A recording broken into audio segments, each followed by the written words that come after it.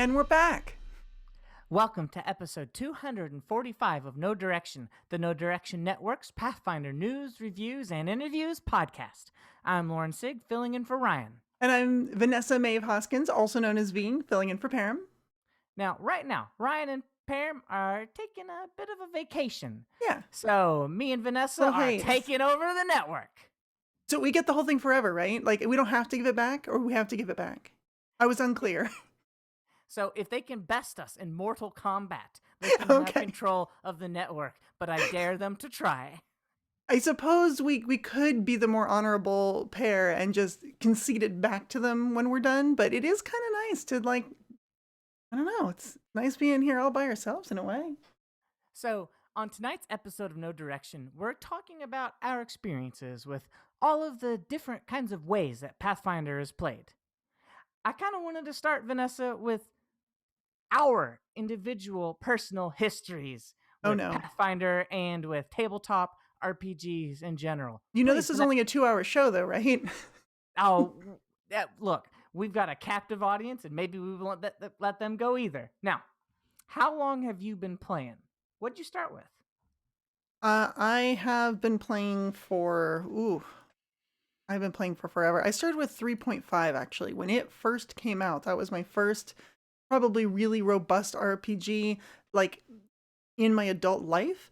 And before that, I did play as a little tiny child when my uncle at the time had borrowed me to play some Rollmaster for a weekend, and I literally did nothing but play Rollmaster for an entire weekend.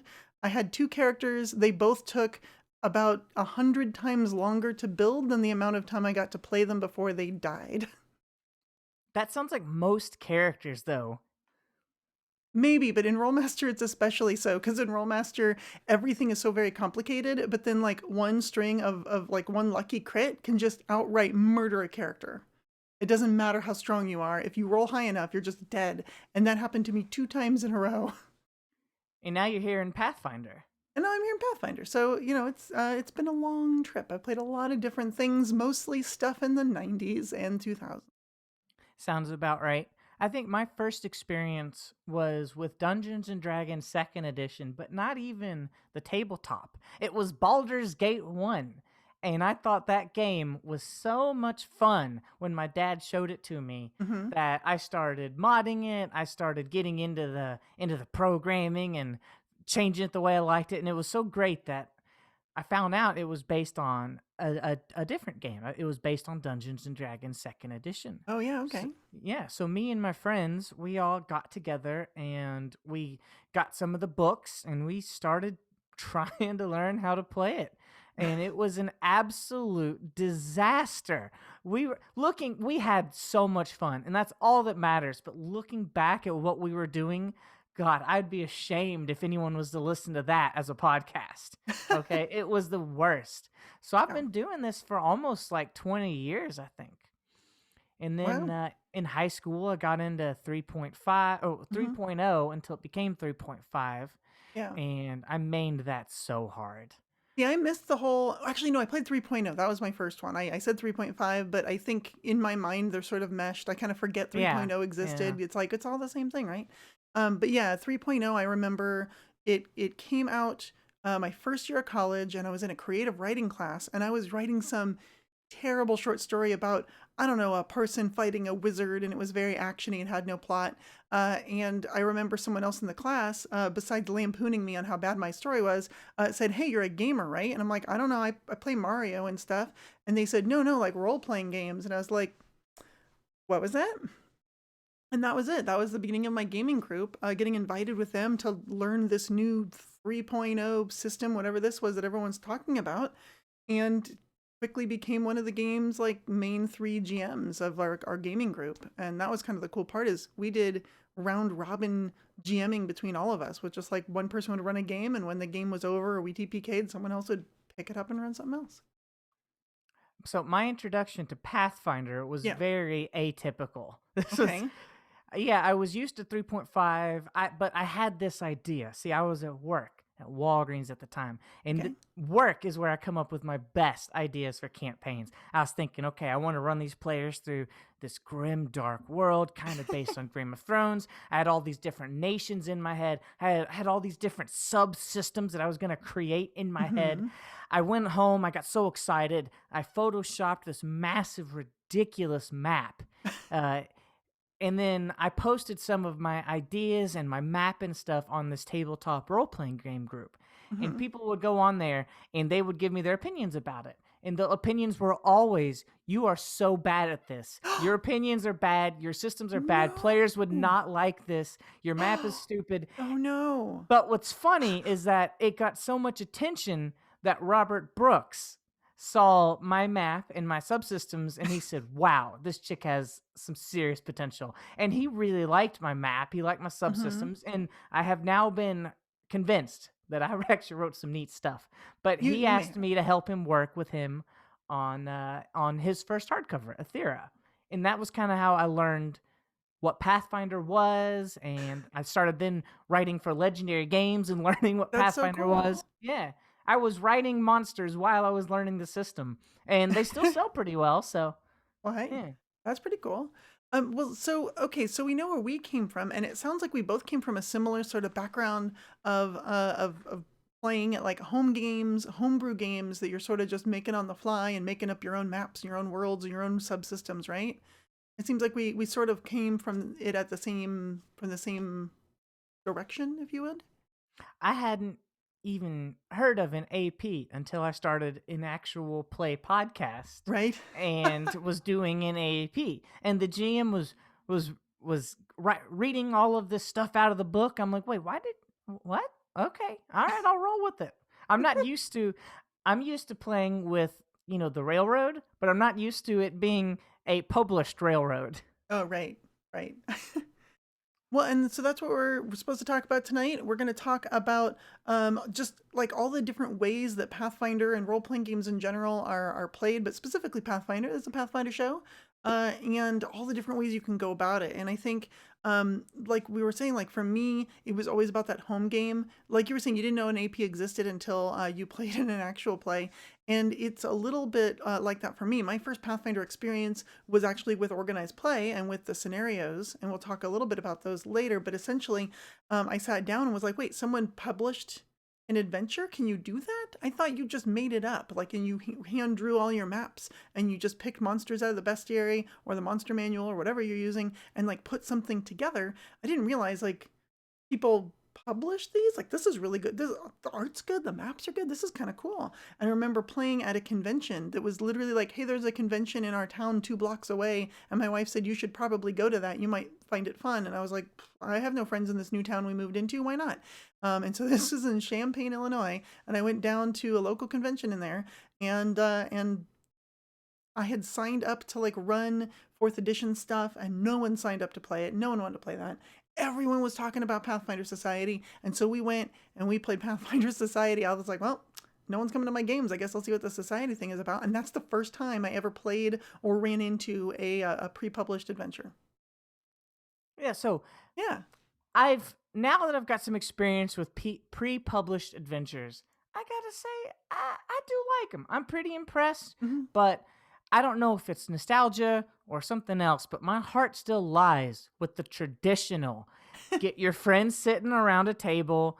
Danny comes up with the story Right? like over the course of the week before, Hmm. and you go visit the city of Windex, and it's next to the River Motrin. This did happen. Denny came up with this idea where if you name your places and your things after stuff around you, the players will remember them. And to this day, I have never forgot the city Windex, the city Wheelbarrow, the Oh my River Motrin. Oh my gosh, that's funny. We always named it the same way humans name things, which is really terribly. It's like, it's Stony Brook. Why? Because there's a brook and it's stony. I like that though. There's some historical relevance there. Yeah, well, that's how humans name things. You're like, well, you're going to go Mhm. to the town of Lone Hill. Why is it called that? Because it's a plain and there's a big hill in the middle of it, and that's where they built the town. So it's Lone Hill. Okay. So so now that I've been playing for like a trillion years, I actually think that that is a skill that more of us should learn. That makes us make more believable campaigns and settings when we adopt some of these terrible naming traditions that people have. You know, Yeah, you're it's going like, to the city of Eastview, but you have to move to the city of Westview. I'm like, wow, these are terrible names. You're like, yeah, well, there's two really good views on this mountaintop. One's on the Yeah. east side of the mountain and one's on the west, and both of them have towns there. So, And those are believable names because and they're memorable. And I and I think that and the this people is of the one town of the people I of the think town that probably fight over like who came up with which name first and who stole the idea. And they're like, no, we were Westview first, and then you couldn't think of anything, so you just went with Eastview. Like, no, oh for no, we did sure. it first. That's why there's no Southview on the map. We taught them a lesson. It's oh jeez. But this is one of the strengths of the homebrew like game though. Is you all come up with this world that you built together, and it kind of becomes like the culture of your group. Right? I can't even tell you how many adventures we had going back to the city of Wheelbarrow, Oh my god. even though my last character in that campaign helped blow it up. Oh no. Yeah, and one of the most exciting scene of my role playing life was in the city of Wheelbarrow. I remember it clearly. Yeah. So But that's Zathos of Erzia and Numba 18 are talking about how they cut their teeth on original D&D back in the mid 70s. And I'm like, yeah, that'd be cool. I didn't exist then, but I've heard that we're better off for having not maybe. started with that. Well, I know that growing up, I probably would have gotten into a lot of like at least the 80s, like AD&D and stuff. But I in second edition, but I wasn't allowed to. It was an interesting thing. I told you that my uncle sort of stole me away to play Rollmaster all weekend, and I remember specifically my mom saying, "Wait, is it D&D?" And he's like, "No, no, it's Rollmaster." Okay, so it's not D&D because D&D is the devil's work. It's evil. And he's like, "No, no, it's Rollmaster. It's a totally different game." And she's like, "Then that's okay." It's like, all right, as long as I don't play D&D. Yeah. Um, So I think that for a lot of groups, for a lot of players and GMs, sometimes you just don't have time to actually write, a terrible story for your friends, right. or a masterpiece if you are that kind of GM. And I hope that you are, dear listeners. I hope you are. We all have a little bit of that in us, and we're all wrong, but always give it your best because that's so much fun. Right. And then Um so beyond the home game then, you're talking about an adventure path, right? A professionally written adventure or a module or any sort of standalone adventure like that. I feel like okay, call me out. Tell me if this is wrong. I I will. feel like I feel like the AP is a campaign for the working class. For people who What? come I do. People who like work all day, maybe they have two jobs, they want to come home, they want to hang out with their friends. Maybe they don't have time to be brainstorming this incredible campaign. They crack open their book and they have a great time with their friends. Well, yeah, I think so, maybe, but it's also like some of the advantages of running an adventure path are that a lot of the legwork is done for you. Yeah, you have to like read it and figure it out. You can't just come up with it on the fly, but that's not everyone's strength, you know? Some GMs are fantastic like actors and can do all of the funny voices and the NPCs. Some of them are really good at strategic combat. You know, everyone has different strengths, and sometimes that strength isn't I can create an adventure. And so if you can run something that's been professionally written and go, great, I can run this. I can't write one because that's not my skill set. I can run it. Then pre-done modules and adventure paths and things are great. I do wanna piggyback on something you said just a little. You Sure. said some GMs are great actors and Mhm. can do voices. Yes. All GMs worth their salt need to be doing voices, regardless if they're good at them or not. It doesn't matter how bad you are. It's fun to try, and we're playing a game, so that's what we do. I, We try. I will say I've known plenty of GMs who weren't voice actors but still ran good games. So I'm going to disagree with you on that point. But one thing, and number 18 brings up a great point. An AP can be a good skeleton for your own creativity. So maybe even the GM who's not good at original stories, but is great at workshopping stories, at taking something and being like, yes, oh, that sparks my imagination. I want to run with that. Can take an AP, find the elements of it they like, a map, monsters, a plot element, and then turn that into their own adventure. And it's like it's kind of Kingmaker, but we're changing it, you know? No, I like it. It's kind of like when you buy a box of Legos, right? You're not buying a built castle. You have to take the pieces and build it. And the AP gives you the instructions to, That's true. but maybe what you're saying, maybe what Numbat's saying, is That's that you take that box of Legos and you use the plastic horse from it, right? And you throw the instructions away and just do what you want with that plastic horse. mm-hmm. That's true. That's true. Well, Am I getting so it? Is that it? maybe I think yeah, there's a lot of different perspectives on it, and I think you're not wrong. Um, Darren Caldemeyer is in chat, the infamous Darren Caldemeyer, who also wants to remind us it's only 79 days till PaizoCon, but makes a good point in saying that there is still a lot of prep work needed for an adventure path if you're going to tailor it to your group.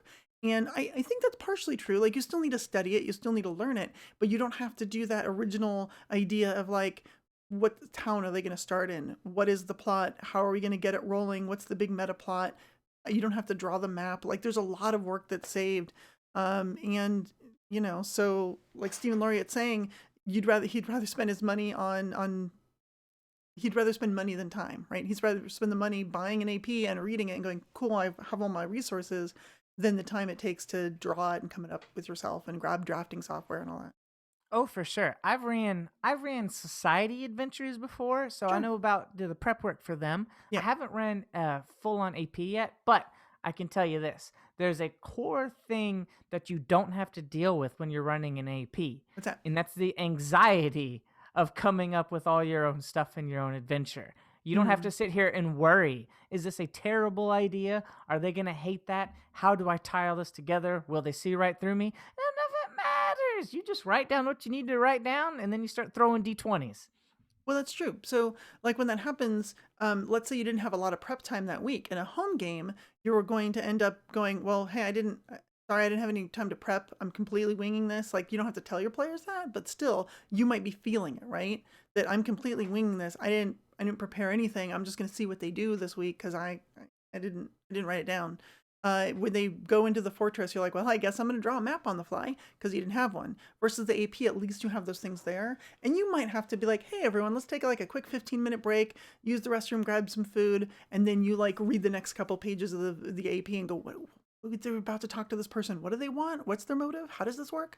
And then just sort of review it really quick. And sometimes that can save you. So it And really let's be depends. honest, we've all been there where it's Hmm. like, hey guys, I need 5 minutes to figure out what's going to happen next. Any GM has done that. That's true. Yeah, it's always good to just take a break and just be like, you know what? You go and you open the fortress door, and beyond, you'll see in 5 minutes. Let's take a quick break. And everyone's like, no, what's behind the door? And you're like, I'll tell you in 5 minutes. And then they leave the room, and you're like, okay, what's behind the door? I have no idea. Let me look. What's in room B37? I didn't look at B37. I'll tell you another plight Yeah. of the RPG player who is a member of the proletariat, right? Okay. It's it's everybody finding time or being able to commit to like a regular schedule. Okay. You know? Look, we're adults, okay? All right. It's so tough to get a campaign going that stays going, but this is one of the strengths I think of Pathfinder. I know that D&D has Adventurers League, but It doesn't hold a candle to Pathfinder organized play. Organized play, yeah. Society is so good. And Vanessa, as a Mm-hmm. if I'm remembering this correctly, You probably are. you have a substantial history with Pathfinder Society. Yes. So, as I mentioned before, Society is actually how I found out about the Pathfinder system in general and about pre published modules. It was all just news to me. I was a little gamer who was just like, I don't know, I make stuff up on my own. I have the core books, and that's all I need.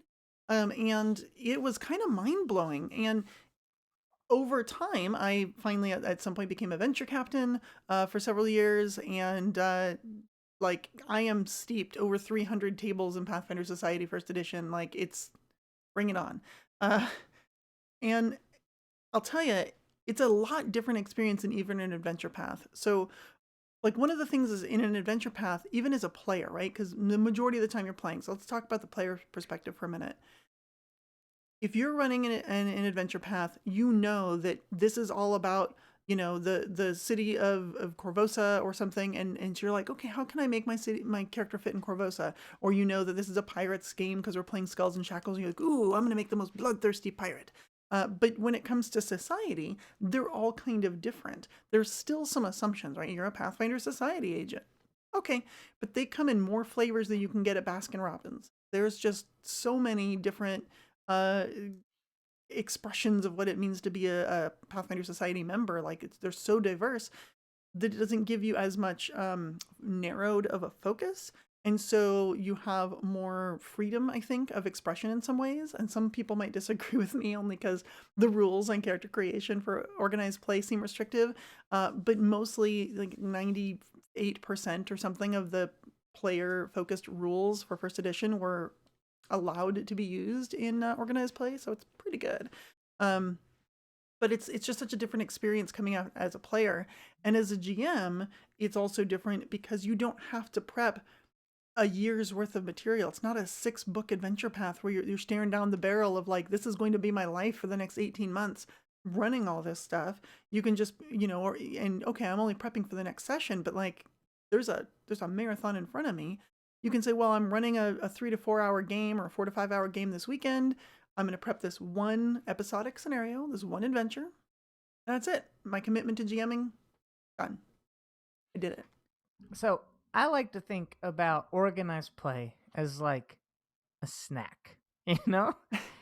Look, you don't plan snacks like this is my snack time. I guess you could, but like, most people don't do it. But if you can't afford like a full-on dinner, right? If your group can't get together every week and you just can't get like that kind of campaign, let's go grab a Snickers. Let's go play a little organized play. Mm-hmm. And I I do have a little bit of trouble when you can't say we're going to be in Corvosa. Let me make somebody from Corvosa, because I do think that a lot of your characters can be a little bit more relevantly flavorful when Yeah, you're that's able true. to do something like that. And that's a But good point. Yeah. but you can kind of plan for that in society. Like, I mean, not as much. Like, you can say, I'm going to be a Pathfinder agent. I am somebody who knows that they're here to take missions and that they're going to a different part of the world every week, you know? True, but on the other hand, like, yeah, it's kind of nice to know I'm going to be just playing in Corvosa for the next year, so I'm just going to make a character who fits in that setting. And if I did that in an organized place, sometimes he'd be in Corvosa, but a lot of the time we wouldn't. So I understand that. But on the other hand, the nice part about organized play is, especially if you're a person who's like, my schedule changes all the time. I can't commit to every Tuesday night. I just can't do it because some Tuesdays I'm busy. Sometimes I have work. Sometimes I don't. My schedule's shifting around all the time. And so organized play gives those folks a chance to play where they can say, hey, I can still take my character that I built that I think is pretty cool, and, Leshy Gunslinger or whatever it is you came up with, and you can play it at all these different, tables. Whenever you have a chance. And if you have to jump off the boat and like be like, all right, can't play this week, that's fine. You'll play next week and you'll, continue leveling up and getting loot and having a good time with your friends. And so it can kind of be a snack, but really I think it's a really flexible way of playing. So the advantage is ultimate flexibility, right?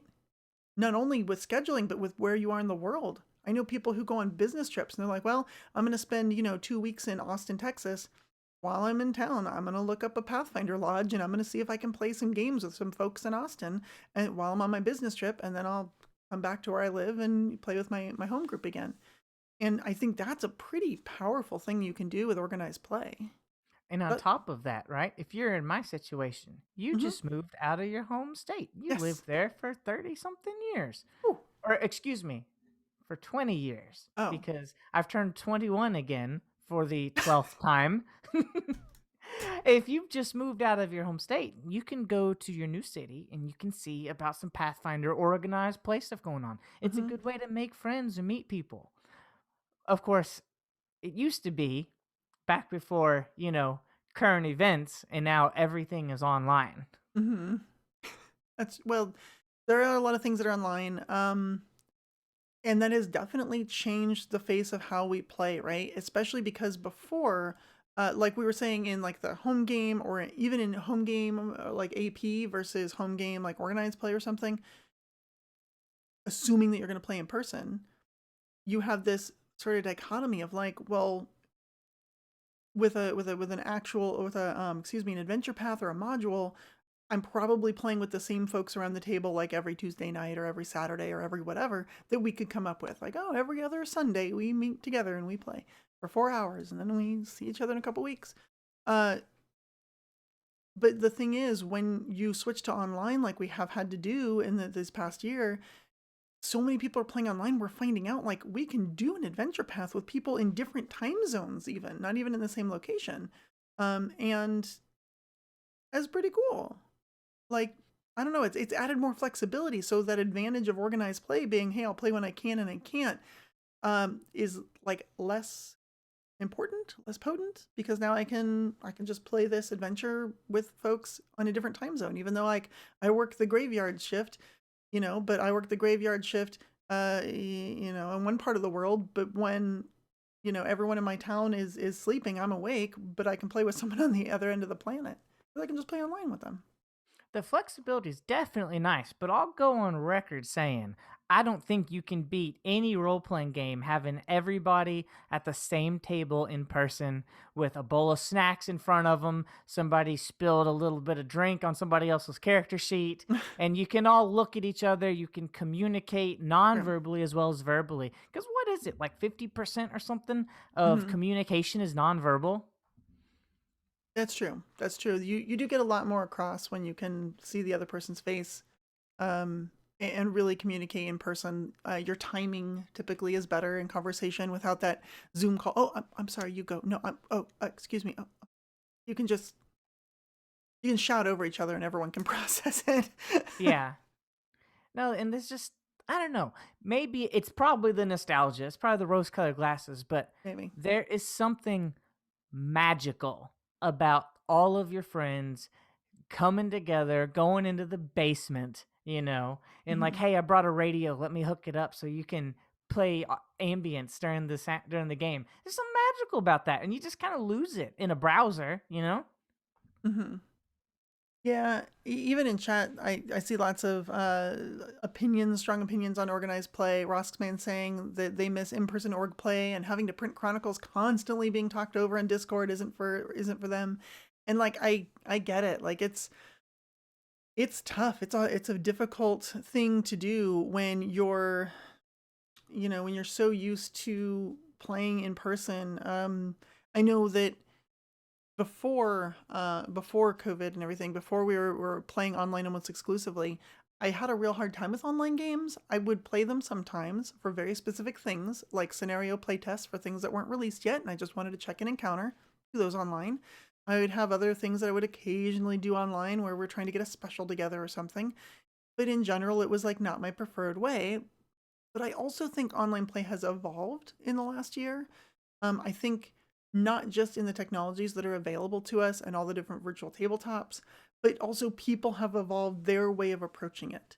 I hear all the time about like online play is tough on a GM because of all the prep time. But with an organized play situation, you can go onto like the Paizo online Discord and just say, hey, I need to run, 1-20. Does anyone have a virtual tabletop for 1-20 they can make me a copy of? And boom, you got it. Here's your copy. And that just saved you, 3-4 hours of prep time. because you've got all your assets there and you just invite people to your game and run it. And so it's really built a new and different kind of community. And I think from myself, and I'm going to talk about this later, playing like an online AP gives me a chance to play with other people, and it's worth it. And then the more we all play together, the more we all get used to turn etiquette and who's going to go next. Online play has definitely gotten a little bit easier for me. I Okay. wasn't I was coming from the same boat. Like I'd done Roll20 with friends. Like my best friend moved across the country like 10 years ago, and I just miss playing with him, and I miss playing D&D with him. I mean, this guy was from my old second edition group, and we had so much, culture, like group culture. You get that when you've been playing with somebody for a long time. I remember his favorite character of his. It was Strike Strile. It was a paladin. And I remember the NPC that he made, the villain NPC that he made that we all hated so much. Or do I? I can't. I thought of and Raelian Lightleaf. That was the Mm-hmm. name, and we hated that guy so much. He was the worst. Uh, but that's what we would do. We would get on Roll20 after he moved away, and we would try to have some of the magic, some of our group together, and it just wasn't working Mm-hmm. out. But I think that's a silver lining to how bad the past year was. Is that Yeah. it's kind of showed us some of the strengths of online play by Mm-hmm. forcing us to do it again. The Mm-hmm. flexibility is big. The It's pretty connections big. you can make with big. All of these big important games that I'm in with my fellow podcasters, these could have never happened, in Mm-hmm. person, but we found a new magic. We found a podcast magic, if you will. And it works. Like it's not going to be getting Cheeto stains on your friend's table, but Mm-hmm. you still have such a good time. You still come up with your own group culture. Yeah. I think you're right, and that's why I think, especially with if you're having trouble with online play, like Roskman was saying, where people are shouting over you in Discord, and you're just like you're not getting a good flow. Maybe consider trying to find a group that can meet consistently and do a module. Like just start with like a module like Fall of Plaguestone or something, something like that, where you can just say, look, we're going to play this short thing for a few levels and sort of figure out the flow between our group, figure out the flow between everyone. And once you find that chemistry, it actually can be really good. And I was also thinking about this. Loren, you were saying about online play being difficult, but we play in a couple actual play podcasts together, and that's basically online play with a camera on you. Well, wait. I'm saying I started from online playing being difficult. We've Okay. learned it, Well, It's yeah. exactly like you're saying. We put a group together, Mm-hmm. and we found the chemistry. You got to admit, the first few sessions of getting all of our groups together were a little bit rough as we talk over each other. We'd have trouble Yeah. learning the pace of each other's speech. Mm-hmm. But we've stuck with it, and now we have great chemistry online, We can That's riff true. off each other, we can create stuff together. We have a great time. Yeah, and we do, and we're in two different groups, and even like then, the two different group dynamics are so different. So we're in And we still adventurous here run with it. on No Direction. What's that? And we still make it work too. And we still make it work.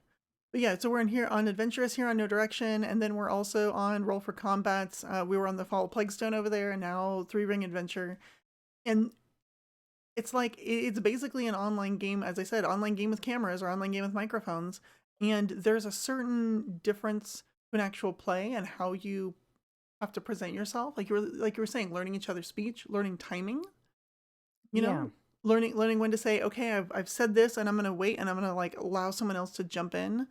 To make sure that there's a good mix of voices. There's a lot of other things to consider, but it's essentially just a different type of online play.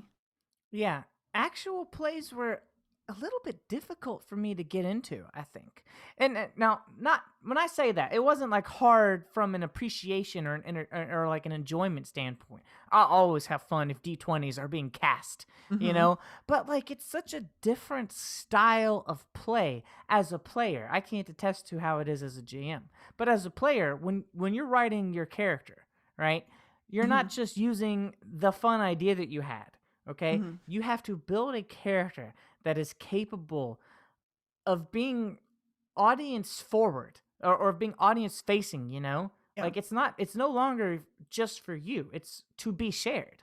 Yeah. John, our very own John Godek was saying that actual plays are way better in person, but workable online, and that their actual play was in person for over a year. So they transitioned okay to an online format. They already had that sort of that rapport and that pacing. But it's interesting. I actually think online plays they're probably better in person, but like so much more technically difficult in person. I Mhm. remember going over to the network's own Monica Marlowe, to her house and helping them with Marlowe House Presents in some of the early days.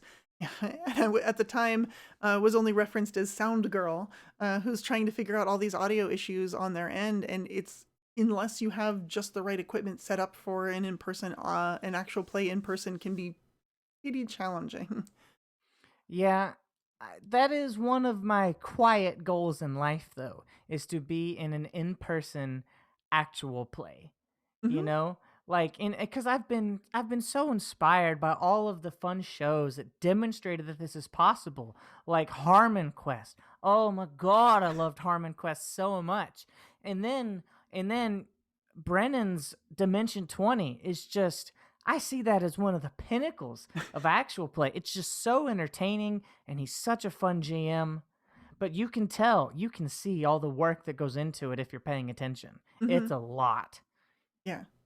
Well, and it's funny too. I am a big Glass Cannon fan actually, and one of the things when those guys are playing that you can tell that they've definitely evolved quite a bit from the early days, not only just in their technology, but like we were saying, they're pacing with each other, sort of reading each other and playing off of each other, knowing when to just be silent and let someone else own a scene, and knowing when to step in. And it does take a lot of sort of group synergy to make that happen. So. And then anybody who's at least playing in an actual no, I don't want to hear about that right now. Okay. Vanessa, you have GM'd for an actual play. I have. How's it different than GMing just for fun? So I had GM Stellar and for you and some other folks here on the network, and it is quite a challenge. It is quite different because we were talking about, like, at least for our format, actual plays being sort of an evolution of online play.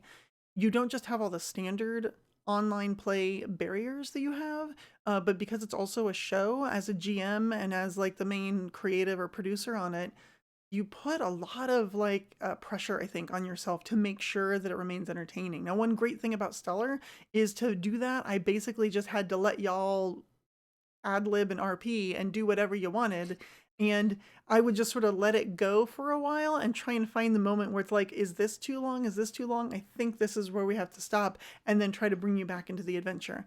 And so, really, it was just sort of herding cats with you. Very entertaining, very adorable, very Southern cats, but cats nonetheless. And as long as I could corral you back toward the storyline, it remained great. It was a very entertaining show, but there are a lot of additional pressures to keep the plot moving, to make sure that you're going to get an interesting plot reveal at a regular basis.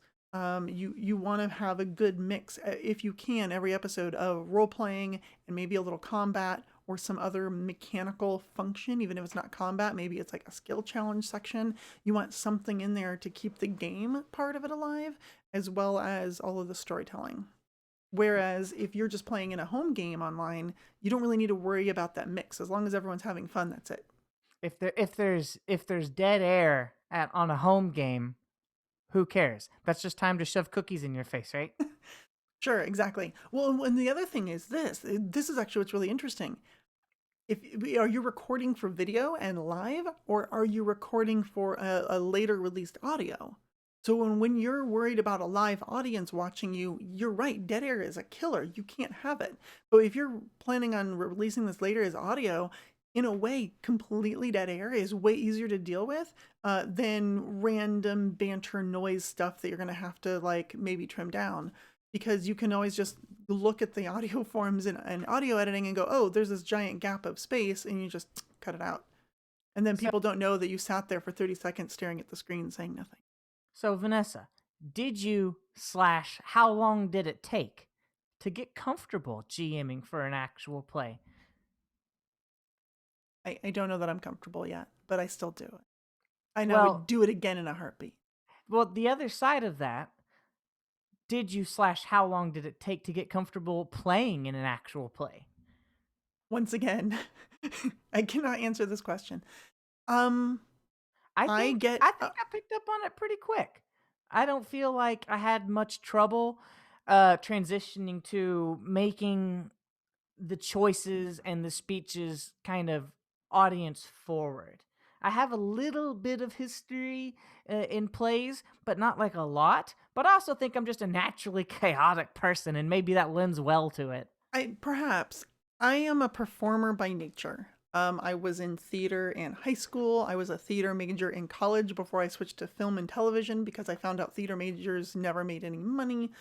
Um, Theater is sort of in my blood, and so the performative aspects of gaming have always been a big part of it for me. Uh, if I'm a GM, I'm performing the role of your GM and running this game in a performative way. And it was like this with Pathfinder Society for years before I did any actual play. So the transition there in like GMing style wasn't much of a transition. I'd say the biggest difference is that because Stellar specifically, it was an audio product. Like we didn't care what people look like, we just cared about audio. Was in the way I would tell a story. If you listen back on that, I tried and have a good lead-in at various moments, including a in film background, describing what it might look like if you were watching this as a movie, in order to try and draw the audience in.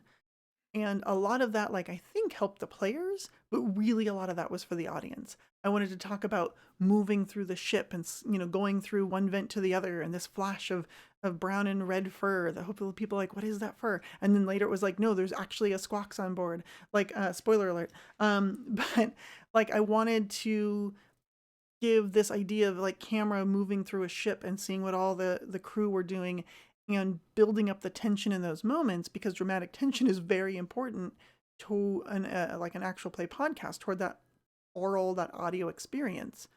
And if you don't have a visual to go with it, you really need something to hook somebody. And if I just say, you're all on your ship, it's a this kind of ship and it looks like a space RV. Let me tell you something about the way you kind of had the camera installed as almost another NPC. Okay.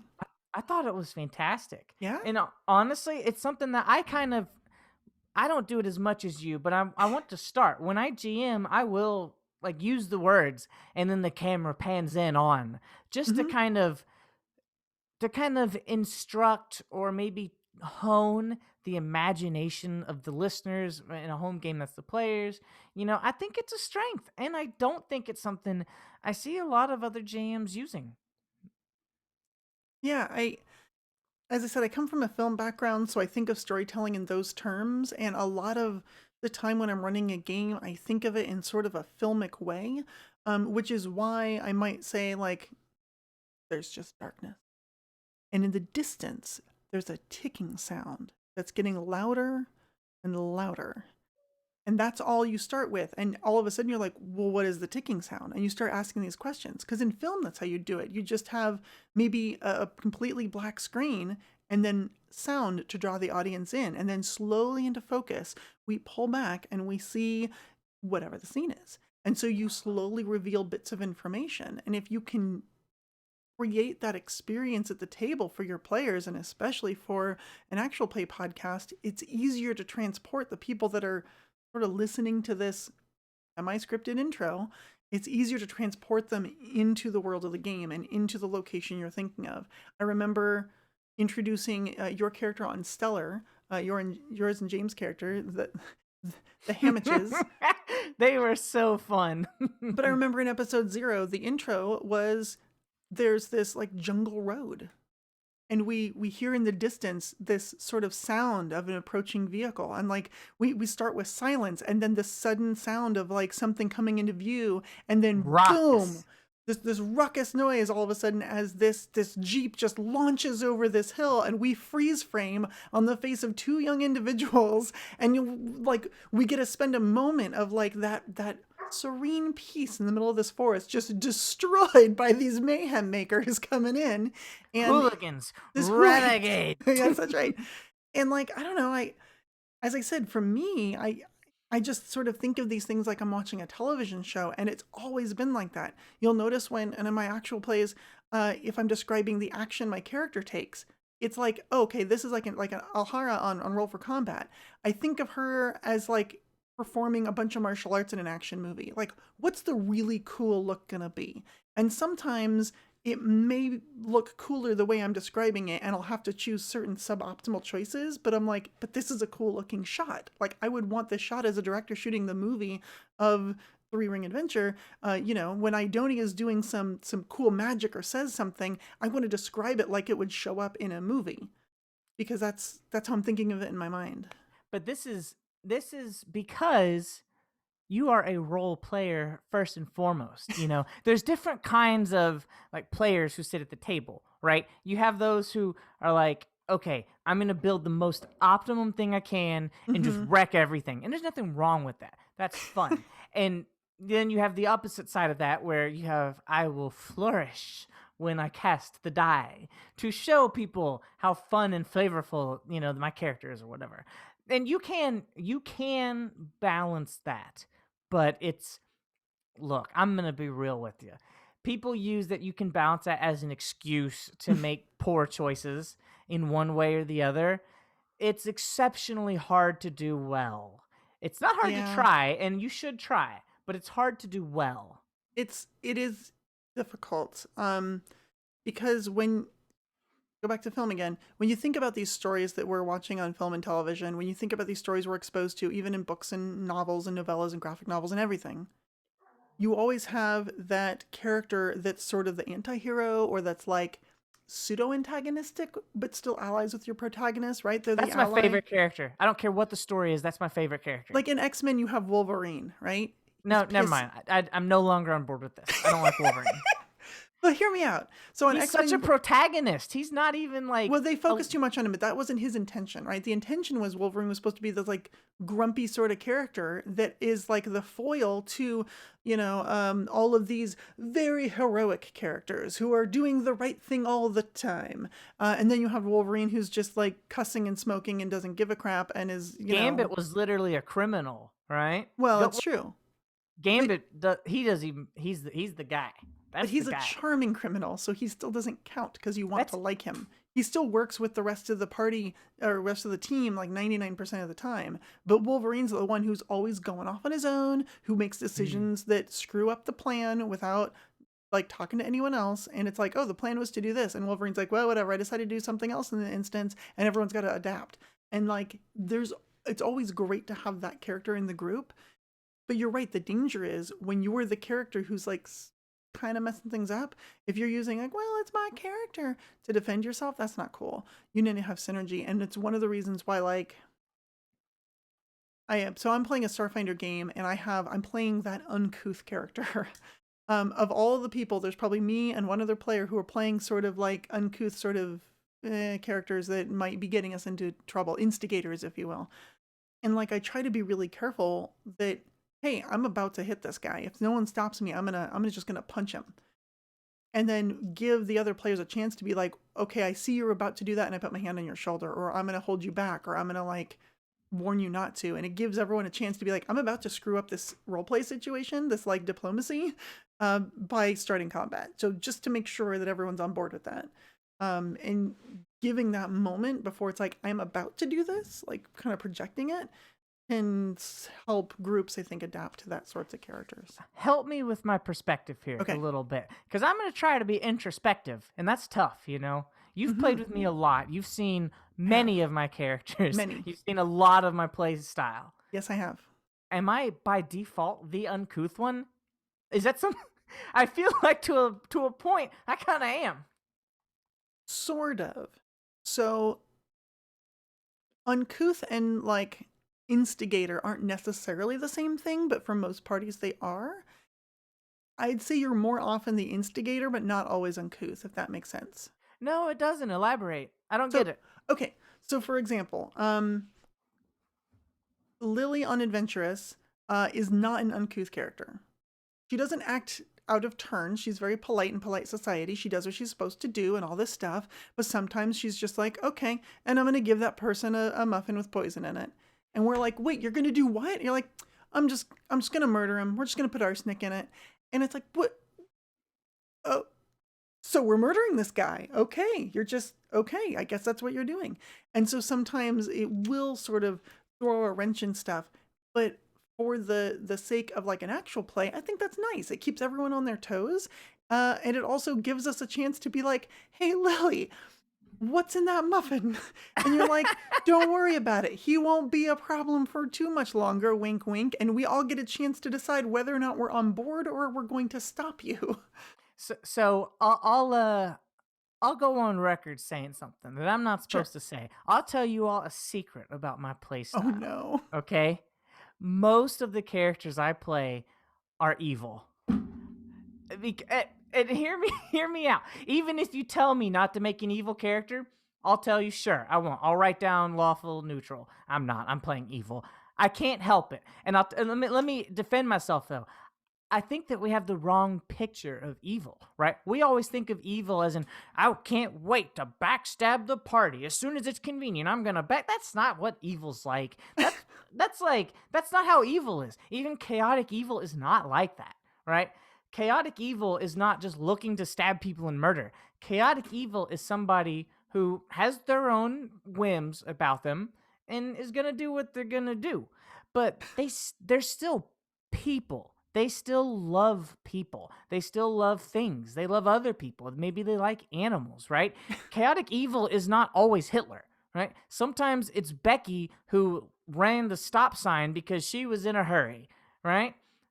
Like you can do Maybe. you can play evil characters well as part of a team.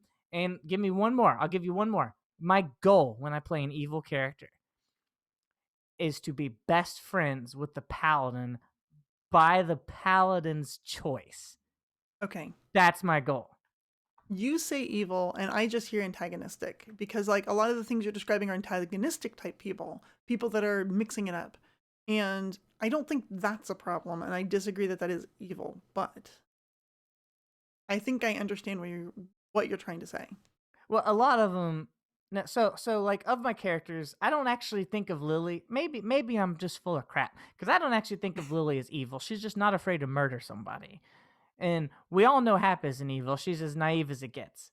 Mm-hmm. Who else? Who else? I already forgot all of my other characters. Oh yeah. There's one I'm about True. to start here in a home group. I'm finally gonna make some friends. I'm gonna get to play in the Okay. game. A character I've had for a long time. Her name is Jessie Baker. Mm. She dresses like a dock worker, but like really nice for a dock worker. But she's actually the leader of a gang, and she's ruthless, cutthroat. Okay. Just maybe doesn't want to kill people, but enjoys it when she has to.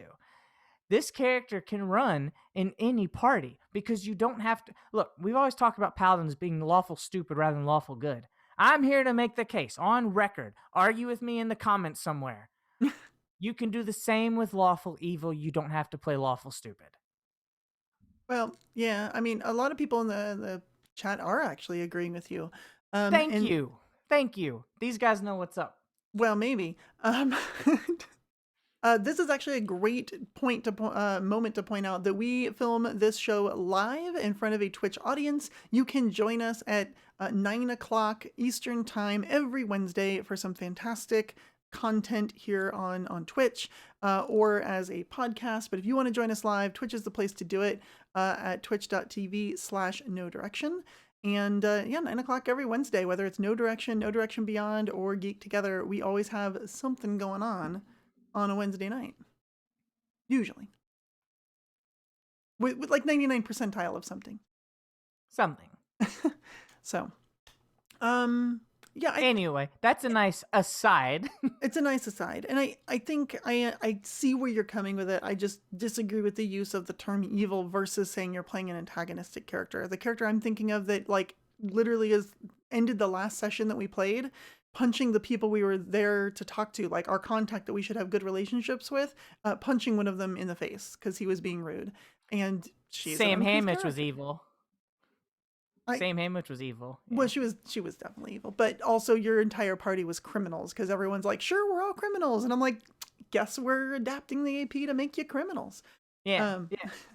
That's what I'm saying though, is you can do it. Like for most groups, I do recommend nobody play evil. I've seen a lot of groups that straight up ban evil characters. mhm. I'm actually on board with that. I actually agree with that because I don't think it's an easy alignment to play because it's too easy to just say, I can't wait to backstab the party. I can't wait to steal from the party. And that's the problem. Yeah, Is you because cannot play a character of any alignment that makes things harder for your teammates in any yeah. way. Oh, I agree. Good or evil. There was someone who was talking to me before and wanted my opinion on an ethical matter.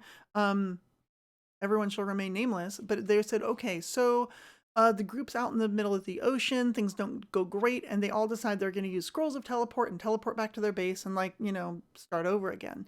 And two of the characters decide they're going to use their scroll to teleport to this other city and take care of some side business, like the healer and the rogue, essentially. And they're going to go deal with some side business, and then they'll meet up at the base later. But they don't tell anyone that. They just don't show up at the base. And then by the time they take care of their side business and show up, it's like a week or two later. And the paladin puts them on probation and is mad at them. And what if we needed you to heal us and all this? And I'm like, and then they're like, what do I do as a GM? And I said, take the paladin's powers away. And they said, wait, what? I said, yeah, the paladin's acting way out of line. You should have been here in case we needed healing. What? The healer's not your, like, heal pet. Yeah. They're an individual person. They can do whatever they want. Well, they should have been there back at the base with everyone else. I'm like, they're their own people. They can go wherever they want. Well, they had, like, a mission to the team. I'm like, it doesn't matter. They're still individuals that make their own choice. I don't know if a god would have thought, you were a little bit of an a-hole that time. Let's just light switch your powers away. But a warning for sure, right? That's what I said. Like a warning, take away the powers. Yeah. Like maybe the next time they try to lay on hands, it doesn't work, or it like fizzles for a second, and they get minimum damage, or whatever. Like just like a little bit, just a little bit. Yeah, yeah. Just to like a little slap on the wrist. But I was like, seriously. It's definitely something you have to talk about. If you remember my Dear Dova Queen blog, like almost every piece of advice I gave somebody had something to do with the effect of you need to talk to them about it. And that's something that stays true. Like it wasn't a meme. We get bad at talking to people about stuff, but you have to bring it up. Say, hey, like, and that was kind of rude. That was kind of wild how you tried to put them on probation. We're all here just trying to have a good time, right? Mm-hmm, You mm-hmm. got to talk to people about stuff. Yeah. Well, I was mad that they weren't there for me. They're not your servants. Yeah. They can do whatever they want. Well, they could have talked about that too, though. They could have said, hey, you could have let us know that was the plan. It was kind of rude not to. And that's what I said. I said it was really rude of them to be like, yeah, we'll meet you back at the base, and then not go there and not communicate what they're going to do. Versus saying, hey, we have business. It's personal. We'll see you in a week. You heard it here first. Most of being a good player is trying not to be rude. It's trying not to be rude. At least to your teammates. Yeah. Well, but just communicate with them. Give them a chance to do stuff. Also, I don't want to miss this, but PO 1977 says that it's not that she plays them evil. She doesn't get me that it's more entropic chaotic. I think they're talking about you, Loren. Me? You're not playing evil characters. You're playing entropic chaotic characters. All right. Can we get an elaboration on entropic here? Because to me, entropic is chaotic. So it's like a double chaos. Although entropic can also just be change, right? It can just be the state of changing things. And I would agree with that. You play entropic characters. I don't mean to. Oh my gosh. No, I'm serious. Like I've tried to play lawful characters, but lawful for me just means being quiet, so I don't say something chaotic on accident. Really? I can't help it. I really have trouble doing it. Yeah. Because I would say that, like, you play the character that's the instigator. There are so many times. Sorry, I'm laughing. Shadows over Scotland said, a Loren in motion stays in motion? Oh my goodness. Yes, a Loren in motion stays in motion. And if she's not in motion, she will put herself into motion. You Oh just no. give her enough time. There are so many times where we're like, okay, so this is the plan. This is what we're going to do. Everyone agrees. Yes, no one's disagreeing. Great, we're going to go do it. And all of a sudden, Lauren's just like, my character does something different. I'm like, what? Why'd you? And it's like, okay, the whole scene's changed now. Like, what? Lauren, would you? Oh, okay, I guess we're doing that then. I don't do it on purpose. I do my best to behave. It's just so natural. My therapist was talking to me about it, and she says, at least you're semi-based in reality. It's fine. It's, you know what? We do need to get you under control a little bit, just a little bit. But still, it is a nice, refreshing thing because then we're all constantly surprised by like, what are we going to do next? Maybe I only work well in an actual play because it's entertaining. Maybe. Oh my gosh.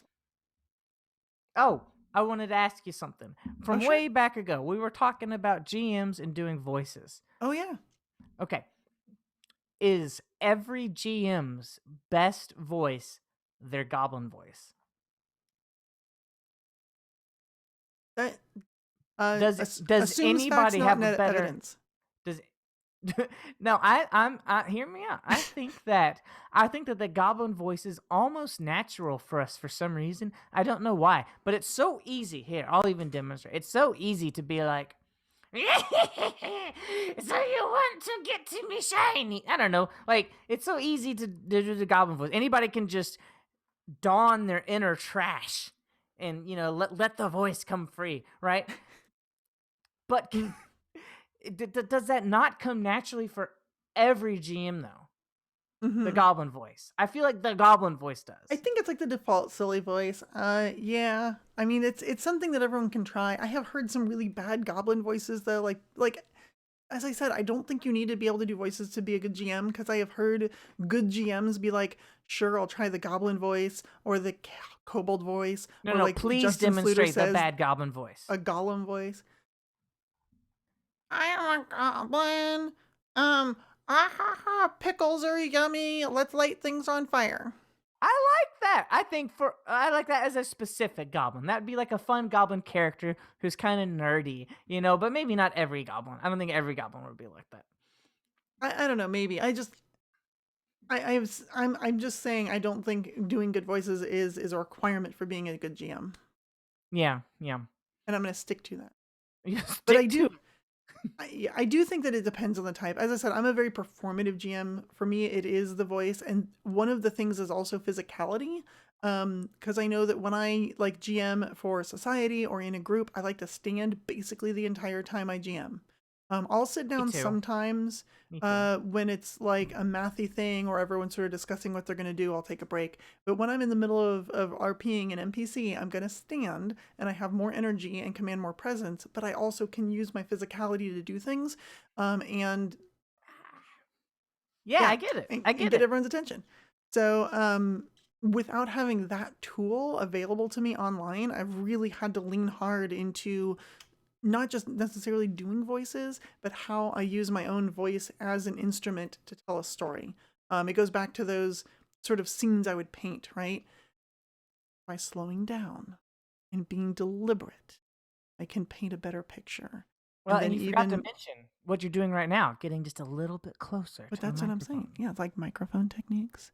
Yeah. And you're here in the distance. They're too close. Back up. The smallest bit. You know I get uncomfortable with ASMR. I don't like it. Okay. But I'm just saying, like there's different things you can do. And like, I really had to work that instrument, because at a table, I can't do that. If I start whispering at a table in a busy convention room, everyone's like, oh my God, that'd be hilarious. No. That would be so funny. If like you're at Gen Con, right? You're running an adventure for somebody and you get up into their ear. No, that's so inappropriate. So weird. No, it's so inappropriate. Why would you do that? So funny. Oh my gosh. No, that would be the worst. Do not do that. But it would be You know hilarious. what, Lauren? I'm doing that to you. The next time we play in person and I'm GMing for you, I'm gonna go over and start whispering in your ear. I will sit there patiently and be extremely uncomfortable. Okay.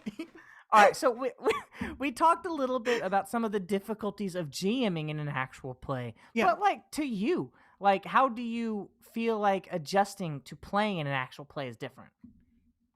I think it's different because you need a character that you feel comfortable getting into all the time.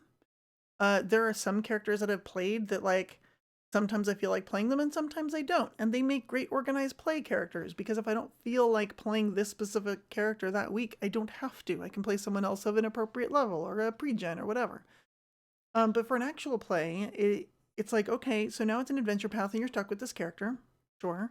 But there's a couple other things. You can't just necessarily go to the GM and say, hey, GM, I've been playing Idonia for the last several episodes, and I know that you got professional artwork made for her, and I know that you went out of your way to do a whole intro episode for her so that the audience can know who she is, but I'm not really feeling her. Instead, I'm going to play this other random character. That don't fly. Like they just put a bunch of time and resources toward that character. So you really have to make sure it's someone that you want to commit to and that you're really excited to play all the time every week. Speaking of somebody that you want to commit to, do you Sure. remember when Roll for Combat started Three Ring Adventure and you brought an idea to me that I talked you out of? Do you remember that? No, I don't. You said you were talking about a goblin that you wanted to make. Oh, yes. And why did I tell you not to do it? Because I wouldn't want to do the goblin voice week after week after week after week. All right, so what would... Oh, I didn't mean for this to come full circle. What would that goblin voice have sounded like? It would have been like, hey, so, give me that. Give me that. Hey, look, you can't beat me. I'm the strongest goblin there is. I'm fastest with that blade. Okay, so piggybacking exactly off what you said. Now, can you now imagine doing that for 20 levels? Yes, because here's the thing. Okay, two things. One, only be talkative when your like voice is ready and you're ready to go. Two, have water and a mute button on hand so you can just, glug down some water. Re-wet those vocal cords for the next time you need to talk to somebody. It's not a big deal. But the other thing is that you don't have to use that voice all the time. I can say, okay, and then Trixie goes over here and she picks up the dagger and she throws it at the guy. Ha! Take that in your neck. Oh my gosh, he bleeds so much. And it's, it's fun. Okay, maybe I'm just not adventurous enough with the character, with the voices that I choose to go for. No, I think you're smart though, because it is stressful on your vocal cords. And like that goblin voice, here's the thing. That goblin voice is different than like just do a goblin voice once ever that I might do that's like hard on my vocal cords, but I like the sound of it. So I could have a goblin's like, hey, I'm going to do this voice and like this, but this is really gravelly. And if I have to do this for more than a scene, I won't be able to speak tomorrow. What would mine be? Yeah, man, I wish so much that we'll have to do that in the after party. We'll have to have everybody come in and do their goblin voices for us. Because now I'm just dying to hear like everybody's different goblin voices. I've played goblin characters. I love after goblin party. characters. Are you talking about the Patron's Private Sanctum that we have after every No Direction episode? Well, that is what I'm talking about. So this is a good time to remind our listeners that if you are a patron of ours on Patreon, you are invited to join us for the Patron's Private Sanctum after every No Direction episode, which we will be commencing in about an hour from now. It's a nice private chat with everyone that we get to sit around and chat about, I don't know, the episode, your goblin voices, whatever it might be. And you get to have the fantastic and wonderful feeling of supporting the No Direction Network and all of our endeavors. Including a litany of various shows, including this one, No Direction Beyond, Legend Lore that Loren knows a bit about, Digital Divination, our Geek Togethers that we talked about, presenting with John Godek, and the newer Game Design Unboxed, which is pretty cool. Plus a bunch of actual plays, Adventurous, Valiant, Intrepid Heroes. We got a bunch of stuff, and we you have get so to much stuff. So much stuff. So you get to support us, and then we get to continue creating more and more shows, which is insane. We create so much content on this network, and that's not even talking about the slew of blogs that we have every single week. So many. So if you go to nodirectionpodcast.com, you can get all this fantastic content, and join our Discord server, which is probably one of the least toxic places to talk about Pathfinder on the entire internets. So, speaking of the internets, I'm Yeah. so excited for Path Builder to get the finished product from Guns and Gears. I want to remake one of my favorite let me tell you, the circles that I go into, one of my favorite goblins. It was a goblin gunslinger. Oh yeah. Her name was Gertie Sharpteeth, and she used a musket that was twice her size. Oh my And gosh. and she'd hold it kind of like a rocket launcher because it was too big. And I was thinking about, because I was trying to think, I was like, you did 2 good goblin voices for me. And I was trying to think, I was like, what does my goblin voice sound like? Because I tried to do it earlier, and that wasn't it. Like, I was just throwing it out there. That wasn't it. Vanessa, set Yeah. a scene for me. I want Gertie to say something. Okay. The scene is that my cat is digging in her litter box. No. This well, she is doing that. The scene is uh you are you're walking down the road. It's a busy tavern place, and a pushy burrito salesman is trying to get you to buy a piping hot burrito full of deer meat. Go. Okay, oh, oh, yeah, how much? Oh, yeah, no, I'll take all of them. Yes, that's good. Yeah, I think that would be the goblin voice that Yeah. I would feel like is sustainable. It's like a little raspy. It's there. It doesn't have to be over the top. Yeah, I'm always thinking about sustainability. How long can I do this? Mhm. And more importantly, how long before it becomes annoying? True. Well, and that's one of the things like PO 1977 was saying in chat is a good trick to do the voices that are like straining is choose what actions, like what type of actions you're going to specialize in. So like don't choose diplomacy. So don't be a diplomancer who also has a voice that might be either difficult to sustain or hard on your voice. If you're going to be talking in character a lot, maybe just have your quick one-liners or your little moments that you have in character voices. And if you pick a character that RPs that way, then it's more sustainable. I'm having too much fun with this. Vanessa, are Oh there any no. voices that you wish you were good at? Um, I wish I was better at accents. Yeah, I like which one? One accent no that you got like to be better at. no, literally any of them. Any of them? I am terrible at accents. Like for example, if I do French, oh ho ho, I do a French person. I am so French. It's terrible. It's the worst French accent. And I could do British, I could do like a little Cockney, except it'll move into a different kind of UK based accent and eventually into Irish and then Scottish and then Transylvanian. It always ends up at Transylvanian. I'm What does Dracula by the end of Transylvania it. sound like? No, I'm like Dracula by the end of it. Yeah, what's that sound like? You're just trying to get me to do silly voices. Well, yeah, I'll do them too. I don't care. We're just having a good Oh time. my gosh. Is that like I want to suck your blood? Is that that? It's like yes, I'm going to drink all of your blood. I Oh did yeah, it you're sometimes totally with getting kind of like Eastern European in there too. well, right, but like a Bretta was I'm trying to go with Eastern European, and I constantly slipped into like Transylvanian I Dracula don't think type. you did. I always felt it was pretty, Eastern European. Yeah. The one that I wish I could do, and I won't make you do any more of these after this. The one that I wish I could do is sexy criminal. I Sexy wish I, criminal? I wish I knew how to do sexy criminal for Oh. yeah, my favorite, like the rogue character that is close to my heart is the one I talked about earlier. It's Jesse Baker, the gang leader. But it's so hard to do. And Okay. like let me see. So it looks like you've chosen option B. I guess it's time that the cat finally finished off the mouse. Try it. Just do the cat line, but do it at half that speed. I guess it's time that the cat finished off the mouse. There you go. But it's not sexy though. Like I just No, can't do no. it.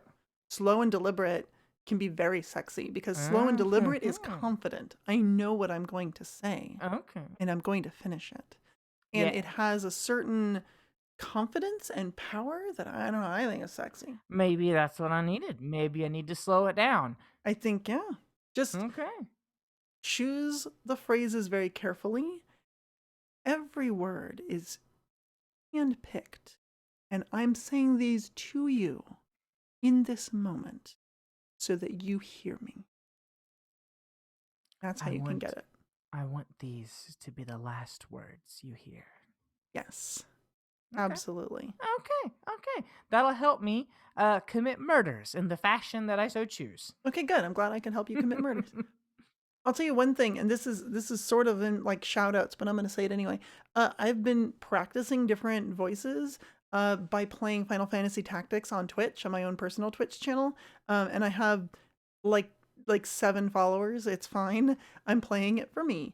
But what's really fun is to go through all the different scenes and try and even just seeing the character sprite and like the little portrait they give them, figure out what this character's voice is and try to remember it from week to week, from episode to episode, That's and keep it consistent. Well, because I get to choose all these different voices. Like at some point, I'm just doing old man over and over for all of these old men in Final Fantasy Tactics, and realized I needed to change it up. And so cadence, which Roskman was mentioning, is that like cadence is really important part of delivering a good voice. And I changed it so that it had a bit of a stilted quality to everything this person said.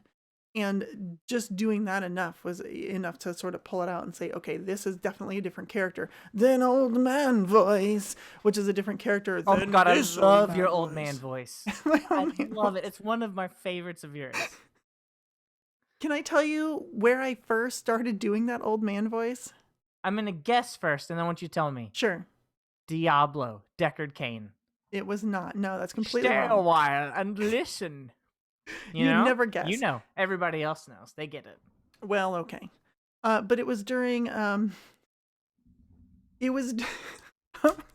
I'm laughing about this because it's so sophomoric. It was during Pathfinder Society days. And we were all chatting about the new Occult Adventures book that was released for Pathfinder First Edition, and one of the jobs was the occultist, and that was like the most confusing class ever because they have 15 class features that all work completely differently and are all very cool and difficult to understand until you've read them 3 times. And I was like, what the heck is this class? And I remember we were talking about it, trying to figure it out, and we're like, hey, let's make a character that is like our occultist so we can figure out like how all this works for this character.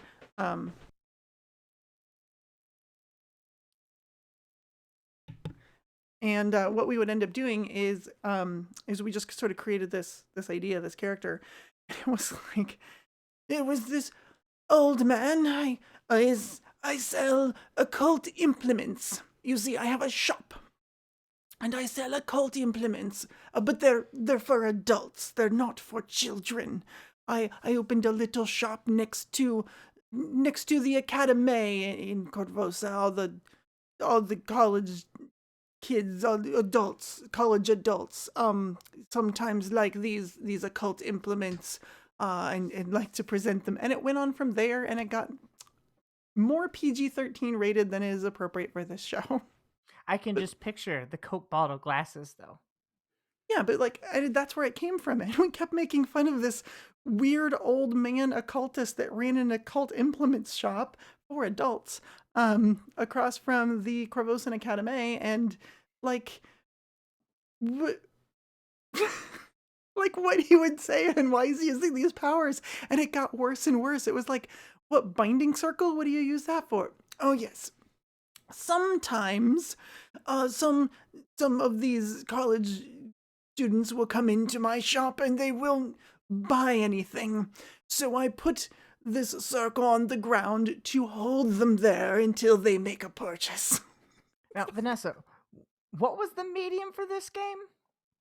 This wasn't even a game. It was just us in like hanging out, talking about the occultist, trying to figure out how this class worked. So this was like local games, like in person or something? See, This is what I'm saying. You get such a culture of your gaming group and you're like your friends, you know? Did you guys ever name this character? He may have had a name at one point. As far as we know, he's just the occult shopkeeper. The occult shopkeeper. Who sell, and it's literally, he's the occultist. He's a shopkeeper. He sells occult implements for adults. Yeah, that's fantastic. For adults is very important. If you want the occult implements for children, that's a different store. We No, can't no. help you here. These are not for children. These are for adults. Wild. I love it. It's fun. And this is the kind of stuff that when you're thinking about doing like an actual play, you kind of have to be thinking about, you know? Which, yeah. What are you laughing at me for? No, I'm laughing. Okay, so my buddy Austin, who's Valor Austin in chat, joins me on these Final Fantasy Tactics games, and he says her comments on the French accents make so much more sense when you hear her pronouncing Ivalician names, which are all French, and I can't pronounce any of them. Oh my goodness. Oh I my always see them, and goodness. I'm immediately like, what is this name? I don't know what this name is. So, Vanessa, I understand that we do have a little bit of news to talk about. Yeah. Do you wanna move over to the news? I'm looking at our time. It's a good time to do it, right? It's a good time to do it. All right, let's do Pathfinder news. Ready? I'm ready. So I heard a little bit. Pathfinder news. Pathfinder news. Pathfinder news. Pathfinder news. Thank you so much. You're welcome. I have been. Chat, please thank Vanessa for that. That was an absolute gift.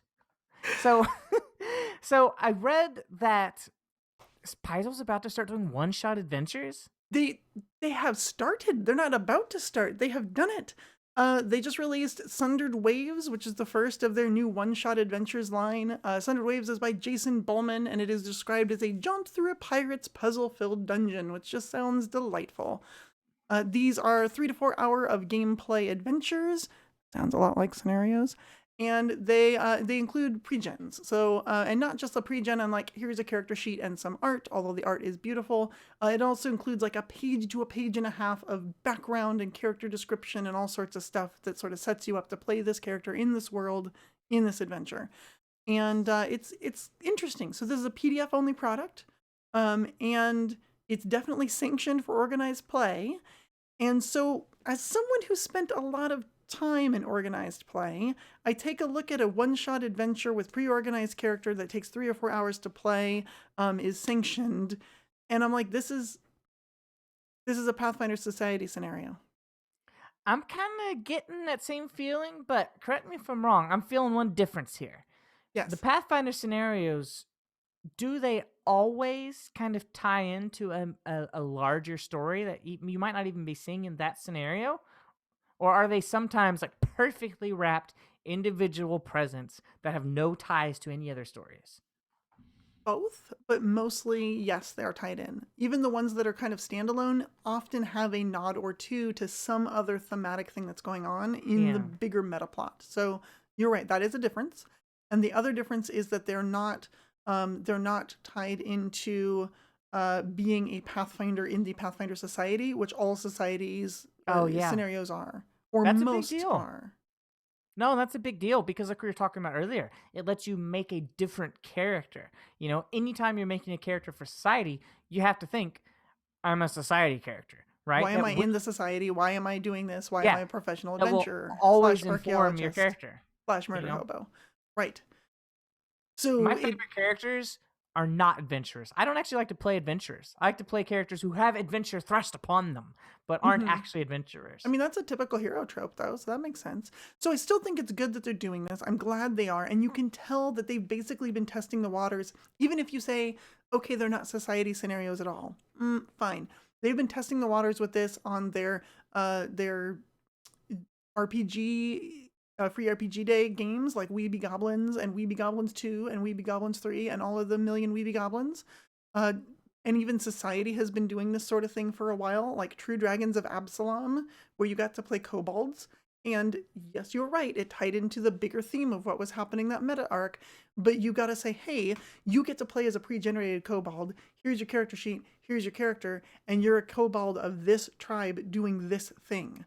And it was a standalone adventure in Society. Now, the pre-generated characters for these one-shots are much more robust than even like the dragons you got there. Instead of a paragraph or two about your character, you're going to get, a page and a half. I would be remiss if I didn't mention Serpent's Rise also did this, where you got to play Aspis Consortium members trying to bring down the Society. Obviously, you're not playing your society characters in that one because you're literally attacking the Grand Lodge.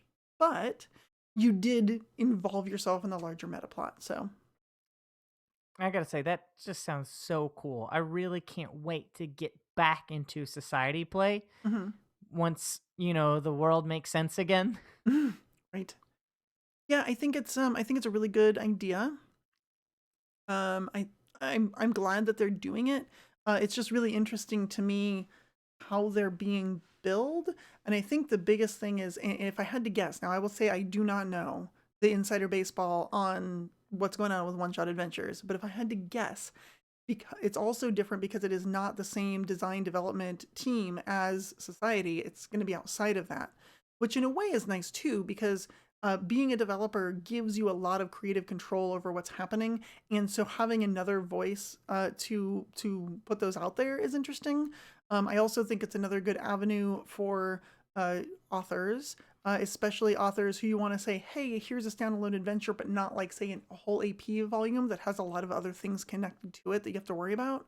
You can say, hey, we'll write this one adventure, freelancer, and give me these regens, and you can form all that yourself, and it's kind of in its own bubble and doesn't have to remain connected to anything else. So this might be a good foot in the door for folks who are looking to do some freelancing for Paizo. If that's what they're hiring, as I said, I don't know the insider baseball behind it. I don't know who they're looking at right now. All we know is that Jason Bowman's writing the first one, so it's probably going to be very deadly. Oh, yes, it's Jason Bowman. That's how we do. I don't even think. I'm not even sure he tries to make things deadly. I think he's like, this would be really cool. And in his brain, really cool is super challenging and will probably murder everyone. But well, No, I think that's how he he's do. I think he's Gygaxian about it. You I think he think he knows? I think he enjoys the deadliness. Okay. I Yeah, think sometimes. especially after having played with him in Hmm. one of the special, or not one of the specials, in like a special event at Gen Con. Hmm. I was the only one that survived. Everybody else died, Hmm. Well, that's you also murdered everyone by burning them in I a mean, I mean, you potatoes, locked them in with a tomatoes. mummy and then you burned the whole building down and took all their money. So, I mean, maybe that happened, maybe it what were didn't. you saying about playing evil characters again? I don't. I like them. I don't think you have to, murder the party. I Uh-huh. don't think you have to do it. You don't have to, but you did. You did murder the Okay, party. that was a different scenario. That was a one shot, and in one shots you can get away with a lot of dumb stuff as long as it's at the end and everyone's having a good time. And in front of an audience, that was very entertaining. That was true. That was very entertaining for the audience, I'm sure. So in that way, you all won. Yes. Chat has a lot of great stuff.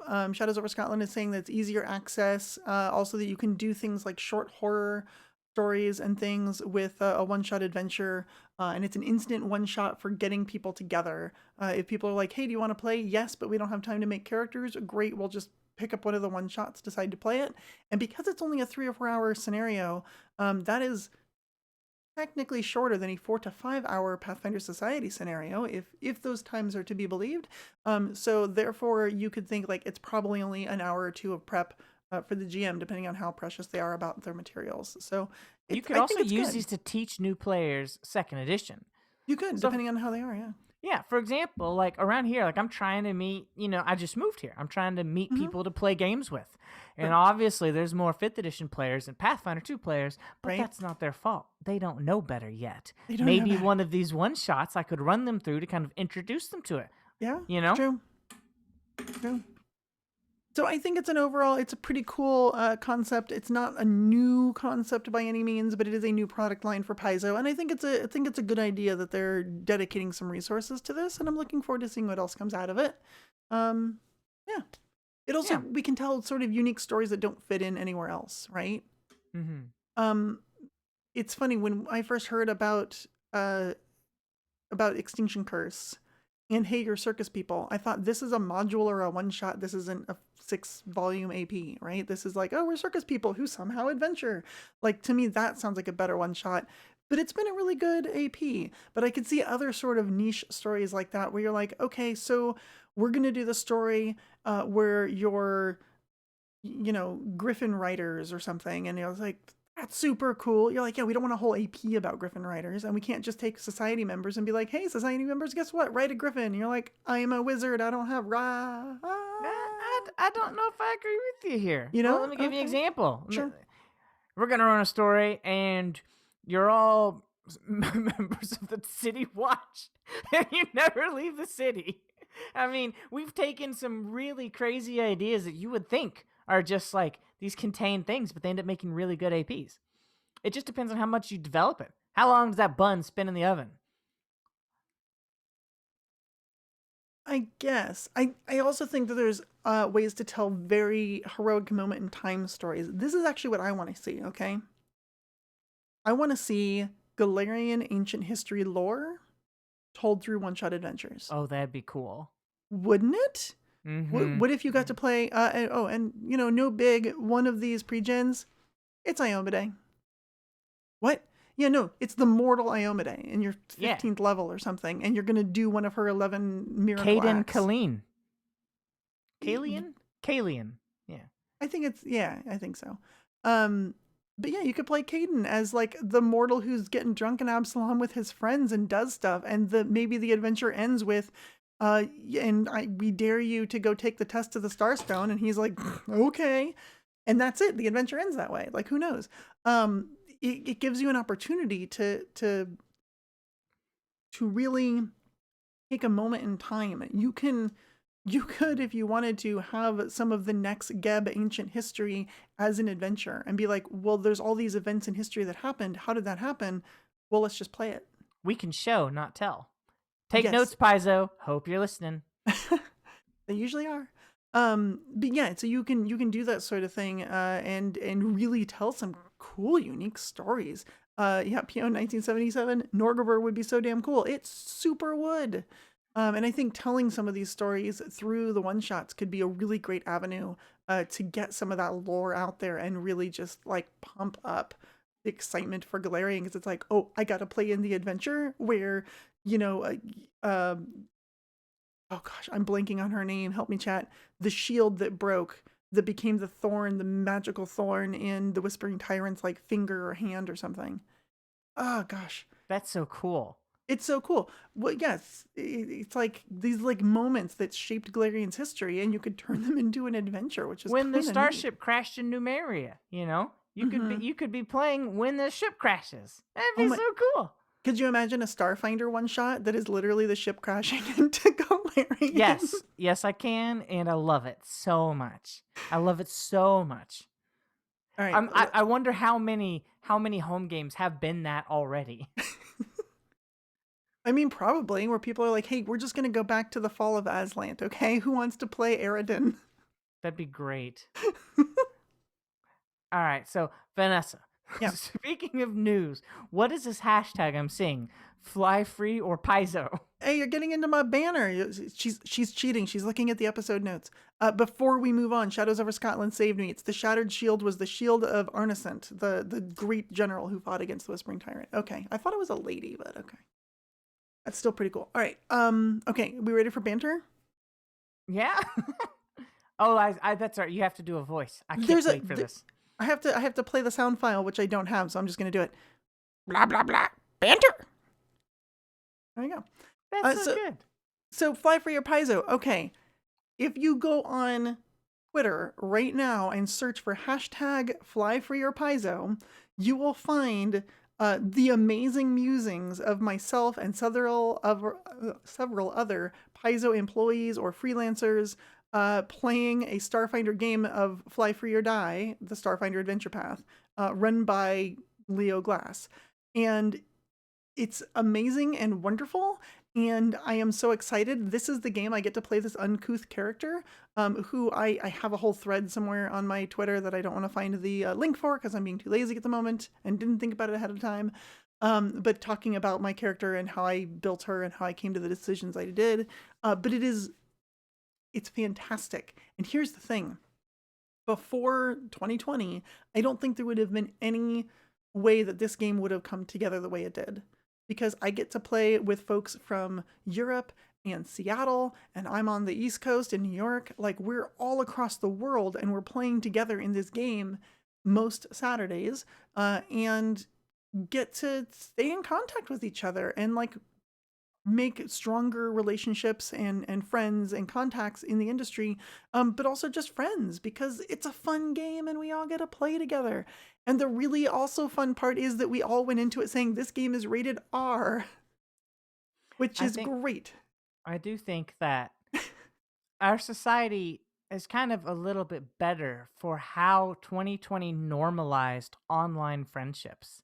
You know, like before it was kind of like, oh, those are just your online friends. But now it's like, these are my online friends. Like, these are my friends. You know, these are what we have. Every friend's an online friend because the world sucks. Right, but it also, because it's like, hey, if I'm going to play a game, I'm going to play with people online. I don't have to play with people down the street online. I can play with anyone anywhere in the world Yeah. online. So I might as well open it up to, hey, I'm running this game. Who wants to play? And maybe you're me and are like, I would love to play that game if I could. Simp face. And then have Leo Glass be like, do you want to play the game? And I'd be like, yes, yes, I do. Let me join last minute. Thank you very much. That's also us in our World of Warships clan. I'm on there hanging out Oh, like yeah? so many nights with people from all over the world as we're sinking boats in World War II fashion. World My of dad got me Warships? into that. Yeah, it was so much fun. That's cool. And we're really, really good at it too, which is also fun.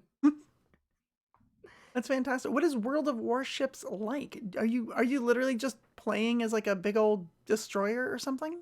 Yeah, yeah. You are a boat, uh, and a lot of them are historical boats. You know, like famous named boats, Okay. and you're sailing the seas, and you're lobbing shells at the enemies, and you're, you know, you're working as a team. My dad got me into this. I would have never tried anything like this if it wasn't for my dad. But you know, he was playing this on computer, and then it came out on Mhm. PlayStation. And he's like, "Hey, why don't you play this with me? I've been having a lot of fun." So, all right, Dad, I'll try it. And then I don't know, it just something clicked, and it's just the Mhm. right amount of allowing me to overthink and allowing me to be a tryhard that Okay. just works. It just works. It just works. Yeah. Um My clan in there, we are devastating. We are some of the best players in the world, and that is by design. We are a clan made up of all of the folks from Reddit who like makes the community guides and like helps people get good at the game. You know, I am the one who wrote the book on how to be the Russian destroyers. If you're wow. trying to learn those ships, you use my guide. Wow, interesting. Uh Justin Sluter says, "You play as a boat, I ship it." Leave. Exit No. the chat. You are no longer No. welcome No, here. you're my special guest. You're my VIP guest for that comment. That was amazing. Oh Thank my you. gosh. Oh my gosh. No, it's fantastic. So you said that you can play as famous ships. Tell me, have you heard of the ship of Theseus? Oh my god. Okay, so earlier, no. You've opened up this box. We're gonna get into it. Earlier, you talked about having gone to school for, I think it was theater, but you wanted to make money, right? Yes, that's right. I had the exact same thing, except instead of theater, it was philosophy. I wanted to be a philosophy major, but I wanted to find a job afterwards. Right, Do okay. not. And you're seriously going to just drop the ship of Theseus on the table like this isn't something that is like a cliche to philosophy, right? Of course I know about the ship of Theseus. Okay, it's a cliche to philosophy, but much more importantly and relevant to our current socio-political moment, it is a cultural reference to WandaVision. Yeah, I know. I was so. Oh, I'm gonna be real. I was disgusted when Wait, wait, that showed up no in there. spoilers. No spoilers. No spoilers, Okay. but the character was talking about it, and I Mm-hmm. was disgusted. I was like, Because "Are it was you serious?" because it was brought up in a television show It and was it. being an No, important no. philosophical joke, you were upset a, about it? a little bit, but also it was watered down and it doesn't actually fit that moment in the scene very well. Not really. Like it could have, but they didn't take it that route. They didn't use it properly. Okay. Maybe, but let me just pause at something for a moment. What percentage of the folks who watch WandaVision do you think actually know extensive discourse about the ship of Theseus? I'm gonna say I'm gonna maybe I'm being generous. I'm gonna say 5%. I think that is very generous, but let's say it's 5%, and I'm gonna let you keep your generous number. For the 95% of us who have a passing knowledge of what this thing is because we remember it from our like high school or college philosophy class when we're just like checking off general ed requirements. For us, I think it was still a very beautiful moment in the show, without giving out spoilers, to mention it and use it in the way that they did. And I think the way they presented it was appropriate for discussing that moment. And so I approve of it. Because here's the thing, much like role-playing games, you're not trying to replicate reality in film and television, you're trying to tell a story. And if you have to skew reality a little bit or get the facts a little bit muddied to tell a better story, to have a better emotional moment, then that's warranted. Well, I'm not going to say they muddied it. They didn't muddy it. But you said it was disgusting. Well, I mean, I was disgusted. I was disgusted. Okay. No, it's not that they muddied it. Like, it's still the Ship of Theseus, but I felt like it was a square. It was a circle peg in an oval hole. You know, it just barely didn't quite fit. That's what I thought. I mean, it might still fit. It just has some gaps on the side. Yeah, I know, but if you put the circle peg in the oval hole, you can have some gaps inside. You'll get it through, but it's not the intention of the circle peg, and you know it. I'm just glad you actually watched WandaVision to get that reference. That's really all I'm really happy about. Well, and I'm also going to tell you this, because this is banter. I can say what I want to say here. As long as it's not spoilery. This is not the first time you've heard that reference. It is, the Ship of Theseus is referenced in so much of pop culture. It might be one of the most referenced philosophical ideas in pop culture. Not quite up there with like Schrodinger's cat, but it's up there, you know? Yeah. Wait, Schrodinger's cat, is that the one where the cat's alive or the one where the cat's dead? Let's see. There's a joke that goes no. There's a joke that goes with it. I'm trying to remember the joke that goes with it, but I can't remember. It was it was something like it had something to do with Pavlov, and the joke is like, I'm not sure, but it rings a bell. You know? Right? Yeah. Cute. Okay. There you go. Yeah. No, that's good. Oh, you didn't know y'all were getting into philosophy jokes here on No Direction tonight, did you? Oh man, you don't know what you're getting when you come to something I'm involved with. Well, you got the two of us, especially you, who is like Miss Chaotic in a banter section. This could really go anywhere. I don't mean to be so chaotic. Look, y'all, I promise I don't. I know you don't mean to. It's just in your nature. And here's the thing, Vanessa. Here's what folks don't realize, right? Mm-hmm. When you listen to a podcast, when you watch a movie, I'm not going to say read a book because that doesn't make sense. Anytime there is a human who is doing a role, right, in front of you, you assume that is not the person who is behind the screens, right? That is a character that they're putting on. This is not a character. This is just who I am. I don't. Where are you going with this? Y'all just turn the camera on and you point it at me, and you just get the level of chaos that I just am. Oh, you know? I see. Yeah, I see. That's why I say, like, I don't mean to be this way. It just is. It just. So you're saying that, like, everyone who's like sitting in front of a camera, like I am now, or the majority of people who are putting on a persona for this particular moment, and I'm a different person now than I am later in private with my wife, than I might be on Saturday with my RPG group, than I might be at work. Is that what you're trying to say? Podcast Vanessa is different than on the couch with Snuggles Vanessa. I'm sure that's true. I would feel quite awkward snuggling with any of our audience member, although I'm sure they're all very snuggleable people.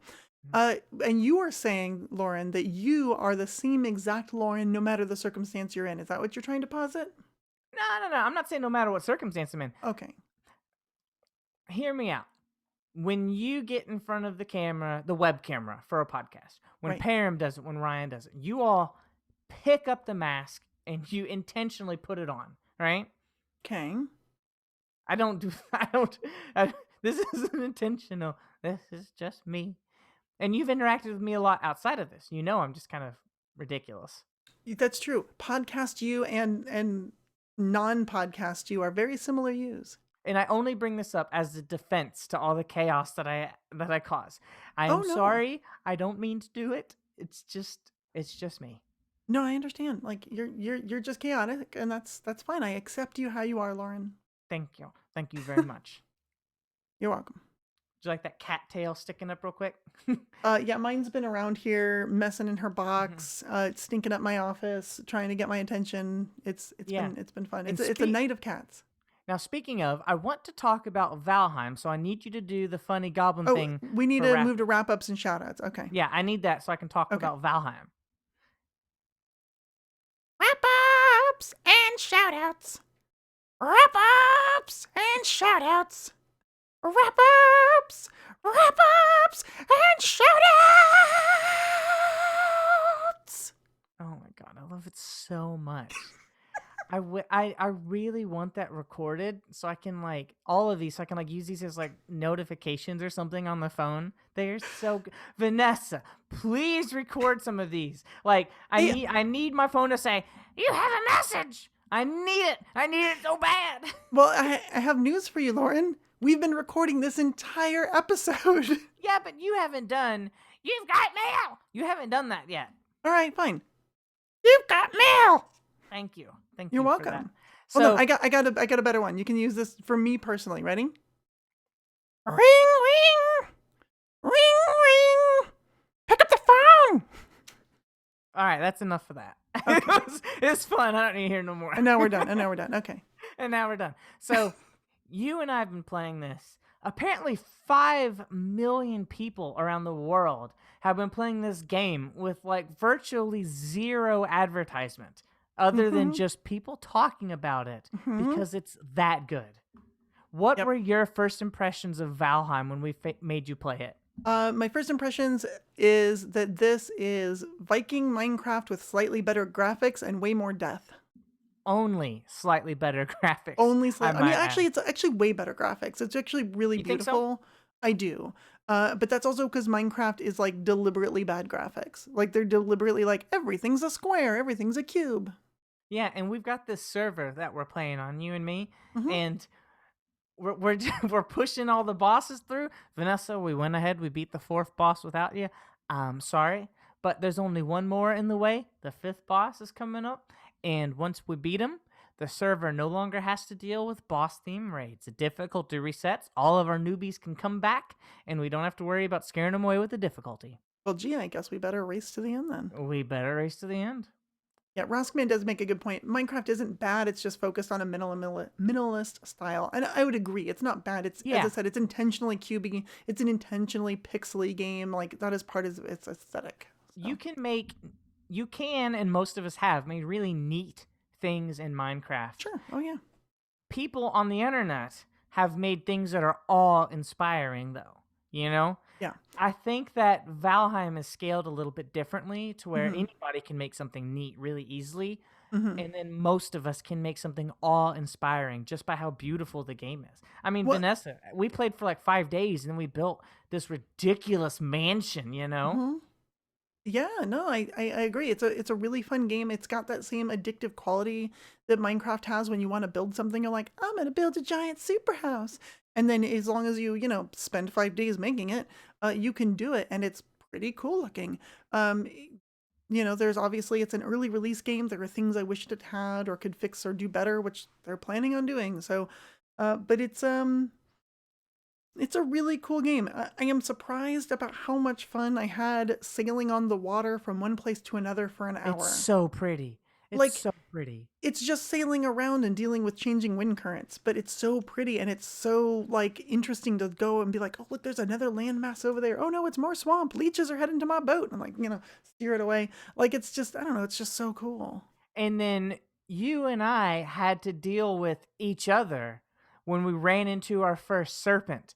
And I'm like, hit it with the harpoon. Hit it. Hold it still. What are you doing? Drag it on land. And you didn't know what you're doing. So you're dealing with me yelling at you to get it right. And then I've never seen this creature before. I'm still like, did you see the size of that sea monster? It's huge. You're like, hit it with the harpoon. I'm like, yeah, kill it. What part of it? How am I? Wait, what am I supposed to? You're like, run it on land. I'm like, I don't know how to do that. It didn't. Oh yeah, I was trying to remember what happened. I thought it had gotten away, but it was worse than that. Well, it no, got away, and the creatures on the land killed us. Yes, because so we're trying to bring it on land. There's a sea serpent, and then you're like, "Hey, harpoon it." I figure that out, so I've harpooned it, and then we're like, "Well, we need to drag it ashore so we can get all its stuff when we kill it." And I'm like, "Okay." And then so you find the nearest shore, which happens to have a monster spawner right there, and I'm like, "Why are we on this shore? Go to a different shore." So we're The like, wind wasn't with us. We "Oh had to my go to that gosh." shore. We should have just killed it in the water and not worried about its stuff. So I'm like, I "Okay, needed fine." I needed the stuff. I wanted the Yeah, shield. I know, but oh my god, it was a bad call. It was a bad call and you know it. So It was an immediate call. well, sure, but it was still a bad one. So you beach the ship. I jump off the boat. I'm dragging this creature on land. Meanwhile, all these other things are trying to attack me. So now I'm trying to bob and weave between all the creatures and not get killed and drag this thing on land. And the next thing I notice is like you're allowed to eat 3 different foods at a time in that Yeah, game. yeah, yeah. I look down. One of my foods is completely expired. Another one is flashing that it's going to expire. So I quickly go in my inventory, eat a couple of things of food, and then realize that by opening my inventory, You have now set the harpoon on the ground, and I've the guy gets yeah. out of here. Yeah, I've released the creature. So I go back and the sea serpent's like moving like a snake toward the water again, and I'm like, where'd he go? And all of these monsters are just crowding around me and then beating me up. And of course you're like, I'll save you, and you jump on the land and instantly die I from a forgot bunch of to eat the creatures. food. I had no food. I forgot to eat it. Yeah, well that's what happened to me is we were sailing Yeah. around for so long and then we saw the sea creature. We were so Yeah. excited, like, oh, sea creature, and didn't think, should I eat a little more food? Should I do that? Because in Valheim, food gives you hit points and like hit point regeneration and stuff. But see, this whole spiel is one of the strengths of this like $20 game that came out of Oh my nowhere. god, Is like I we know. were just sailing somewhere and this incredible adventure, this experience just fell into our laps that we had to deal with. And like a And 90-minute that's corpse Valheim. recovery. Yeah. It was Like fun. It was fun. that's the game, you That's know? the game. Yeah. No, it's a fantastic game. It does have a single player server mode, so you can run your own little single player server if you want. Or you can host one for multiple people, which is pretty cool. It keeps it persistent for you and all your friends to play. One of the neat things about a single server, though, is if you just want to create that cool house but don't want to have to deal with, I need 4,000 wood. In the single server game, you can just load things up and just be like, give me more wood. And Give since me we're more running stuff. a dedicated server for a lot of no direction and roll for combat people, Mhm. our forests are barren. Oh my we gosh. we have deforested the world, No, right? it's not that bad. It's just around where we're at. We just have to go other places for wood. It's It's around fine. where we're at, and it's places near where we're at, and it's places that we've set up teleporters so we can go deforest those I places. mean, okay, we probably need to all go out with like, a bunch of seeds and like replant all the forests because we are the worst for this planet. But still, I did that. I did that for Jason McDonald so he could settle next to a village that we cleared out and mhm. have trees to continue building on it Oh, because that's I good. had That's already very nice of deforested you. it. That's Yeah. good. That's very nice of you. Yeah. Ryan says he's gonna play with us. That's cool. That would be neat. All right, so I'm looking at the time here. I do have a couple shout outs I would like to do really quick. But I I'm do gonna steal one of your encourage shout outs. what? Okay. I'm stealing your pixel shout out. And I'll tell you why. I had never heard of this until like an hour ago. And I was like, what is this thing that Vanessa is going to try to talk about in this show? And I looked at this Kickstarter product and I saw like the most mind bogglingly awesome product I've ever seen in my life. I have never kickstarted something Wait, before. hold on. What about sliced bread? Is it better than sliced bread? Vanessa, I've never kickstarted something before. In like tonight, I am going to give $200 to this Whoa. project because I am blown away by how cool this Pixels product is. Okay, y'all. For those who don't know what this is, okay, it's a Kickstarter product, and you can get dice that I don't know, like are magic, and they have like LEDs in them, and like they know what you roll, and they get excited, and you can program them to be like to like light up with different Mhm. colors. But here's the thing: do you understand how many sets of die I have for each character I run? Like each character has their own set of die, so the color matches the character. Yeah, you have a Y'all, lot. y'all, with this, I could just have the pixel die, and I can just make the color whatever I want to match whatever character I'm playing. It's Mhm. so cool, and It's so cool. it's absolutely extra. It is so extra It's that I have to have it. it's so extra. It is so extra. It's they've raised almost $1.9 million of their $200,000 goal. It's called Pixels, the electronic dice. It's essentially just a bunch of electronics inside a die with LEDs on it. And the electronics use Bluetooth technology to communicate with your smartphone or whatever. And using that, you can also program them so that when you're done rolling, they'll light up on a 20 or whatever you want them to do. There's 4 different colors right now. And if they hit 2 million, they'll add a 5th. One of them that I want And these is colors are the shells, right? the shells. The shell of the dice, because The all the actual, electronics is yeah. underneath, and those be whatever color you want it to Yeah, be. they're resin dice. That's what they make. So they basically have this electronic core, and then they pour this resin shell over the top of it. So the die itself is a fairly lightweight die. It's only maybe an ounce heavier, like a slightly heavier than like a regular plastic die, and nowhere near as heavy as a gemstone or a metal die. So they're pretty decently lightweight. And then this shell is where the LEDs shine through. So there's 4 of them. And my personal favorite is Aurora Sky. It is I the think that's whole the one I'm gonna get. I think that's the one. yeah, the whole die lights up and it's glittery and it's pretty and it's so amazing and I want it so badly. I just want the color that I think will go with every character. That's what I'm wanting. And I feel like, God, they're all so good at it though. Like, I'm really having the hardest time. It's either going to be Aurora Sky or maybe Hematite Gray. I Yeah, really like that one too. that one's really The- cool. It really just and depends. Do you want the whole thing to light up or just the numbers? and folks, let me tell you, Pixels not a sponsor. I wish they were. But not Pixels, yet. please No, they're sponsor just us super cool. because I am so excited about your project. They're just really cool. But here's the other couple of the other cool things that they do is they're going to have APIs and things that will work with Roll20 or with Foundry in theory. What was it? There's like a bunch of these virtual tabletops. So the idea is, if you're someone who we're talking about online games being sort of a barrier, one of the things that I hear people complaining about is I really hate digital dice. I don't want to just hit the macro. That's not Me fun. too. I want to Yeah. roll the die. But then you have some GMs that are like, well, I mean, I don't think anyone's cheating, but if we use the digital dice, then we know everyone's on the same playing field and everyone stays honest. And I get it. I've run enough PFS. I get it. Well, this is cool because it'll transmit the number to the game so that when you roll it, it'll be like, oh, Vanessa just rolled a 13. And it's like, oh, it's right there on the screen, what I just rolled, and it's in front of me. And so that's pretty cool. Yeah, I'm really excited about it. And I'm honestly going to give them at least $200, maybe $220, so I get one extra die, because I feel like an extra D6 makes sense, maybe? I don't know. Like, if you need to roll 2 of one dice, I think it's normally a D6 that you're rolling 2 of. Am I right? I would say most commonly, yes. Yeah. So I'm thinking I might get an extra D6. For me, I am poor and have too many things to pay for this year, so I'm going to get a single die. I'm going to get just a D20 because that is my most commonly rolled die, and that will be the one that I care the most about. And there's not a lot of variation for me to worry about. Like if I was in the situation where an online GM was like, I want to know your die rolls, where I'd have to worry about like I'm rolling 2d6. Like I just want to roll up to Pathfinder Society with my ultra extra set of dice. It's pretty ultra extra. It's pretty neat. Yeah, that's all I want to do.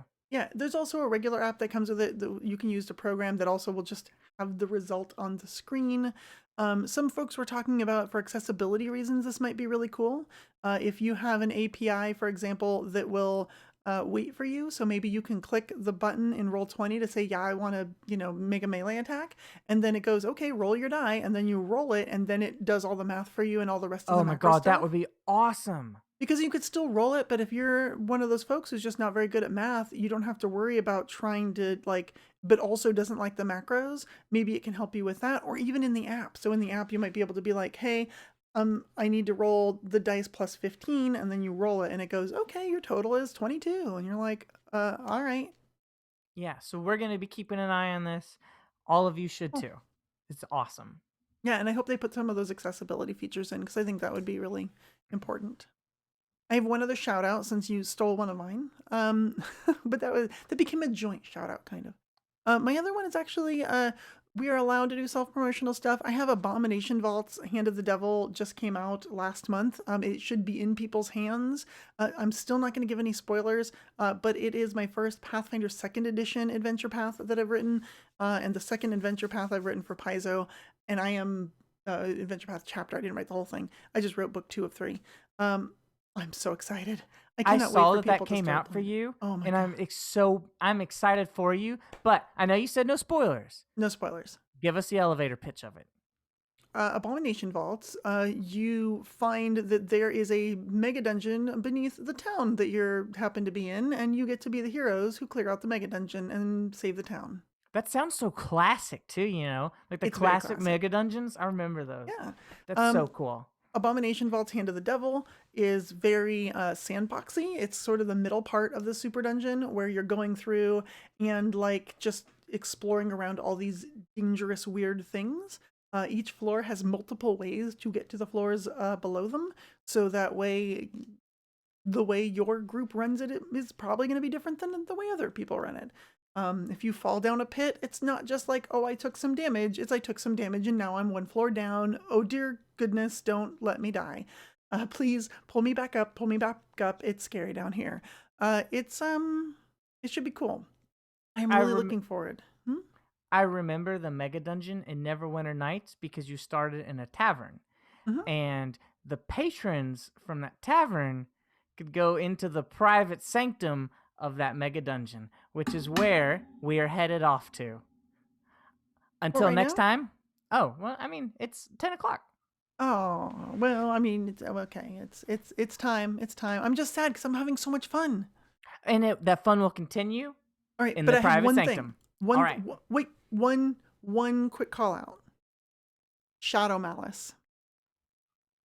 If you play Hand of the Devil, that's all I gotta say. That is the part I am most excited about this adventure path. It's dumb and it's wonderful, and it's Shadow Malice. That's it. That's all I gotta say. All right, I'm putting Vanessa on mute apparently. What? Oh. Until next time, I'm Lauren Sig filling in for Ryan. And I'm Vanessa Hoskins, filling in for Perram.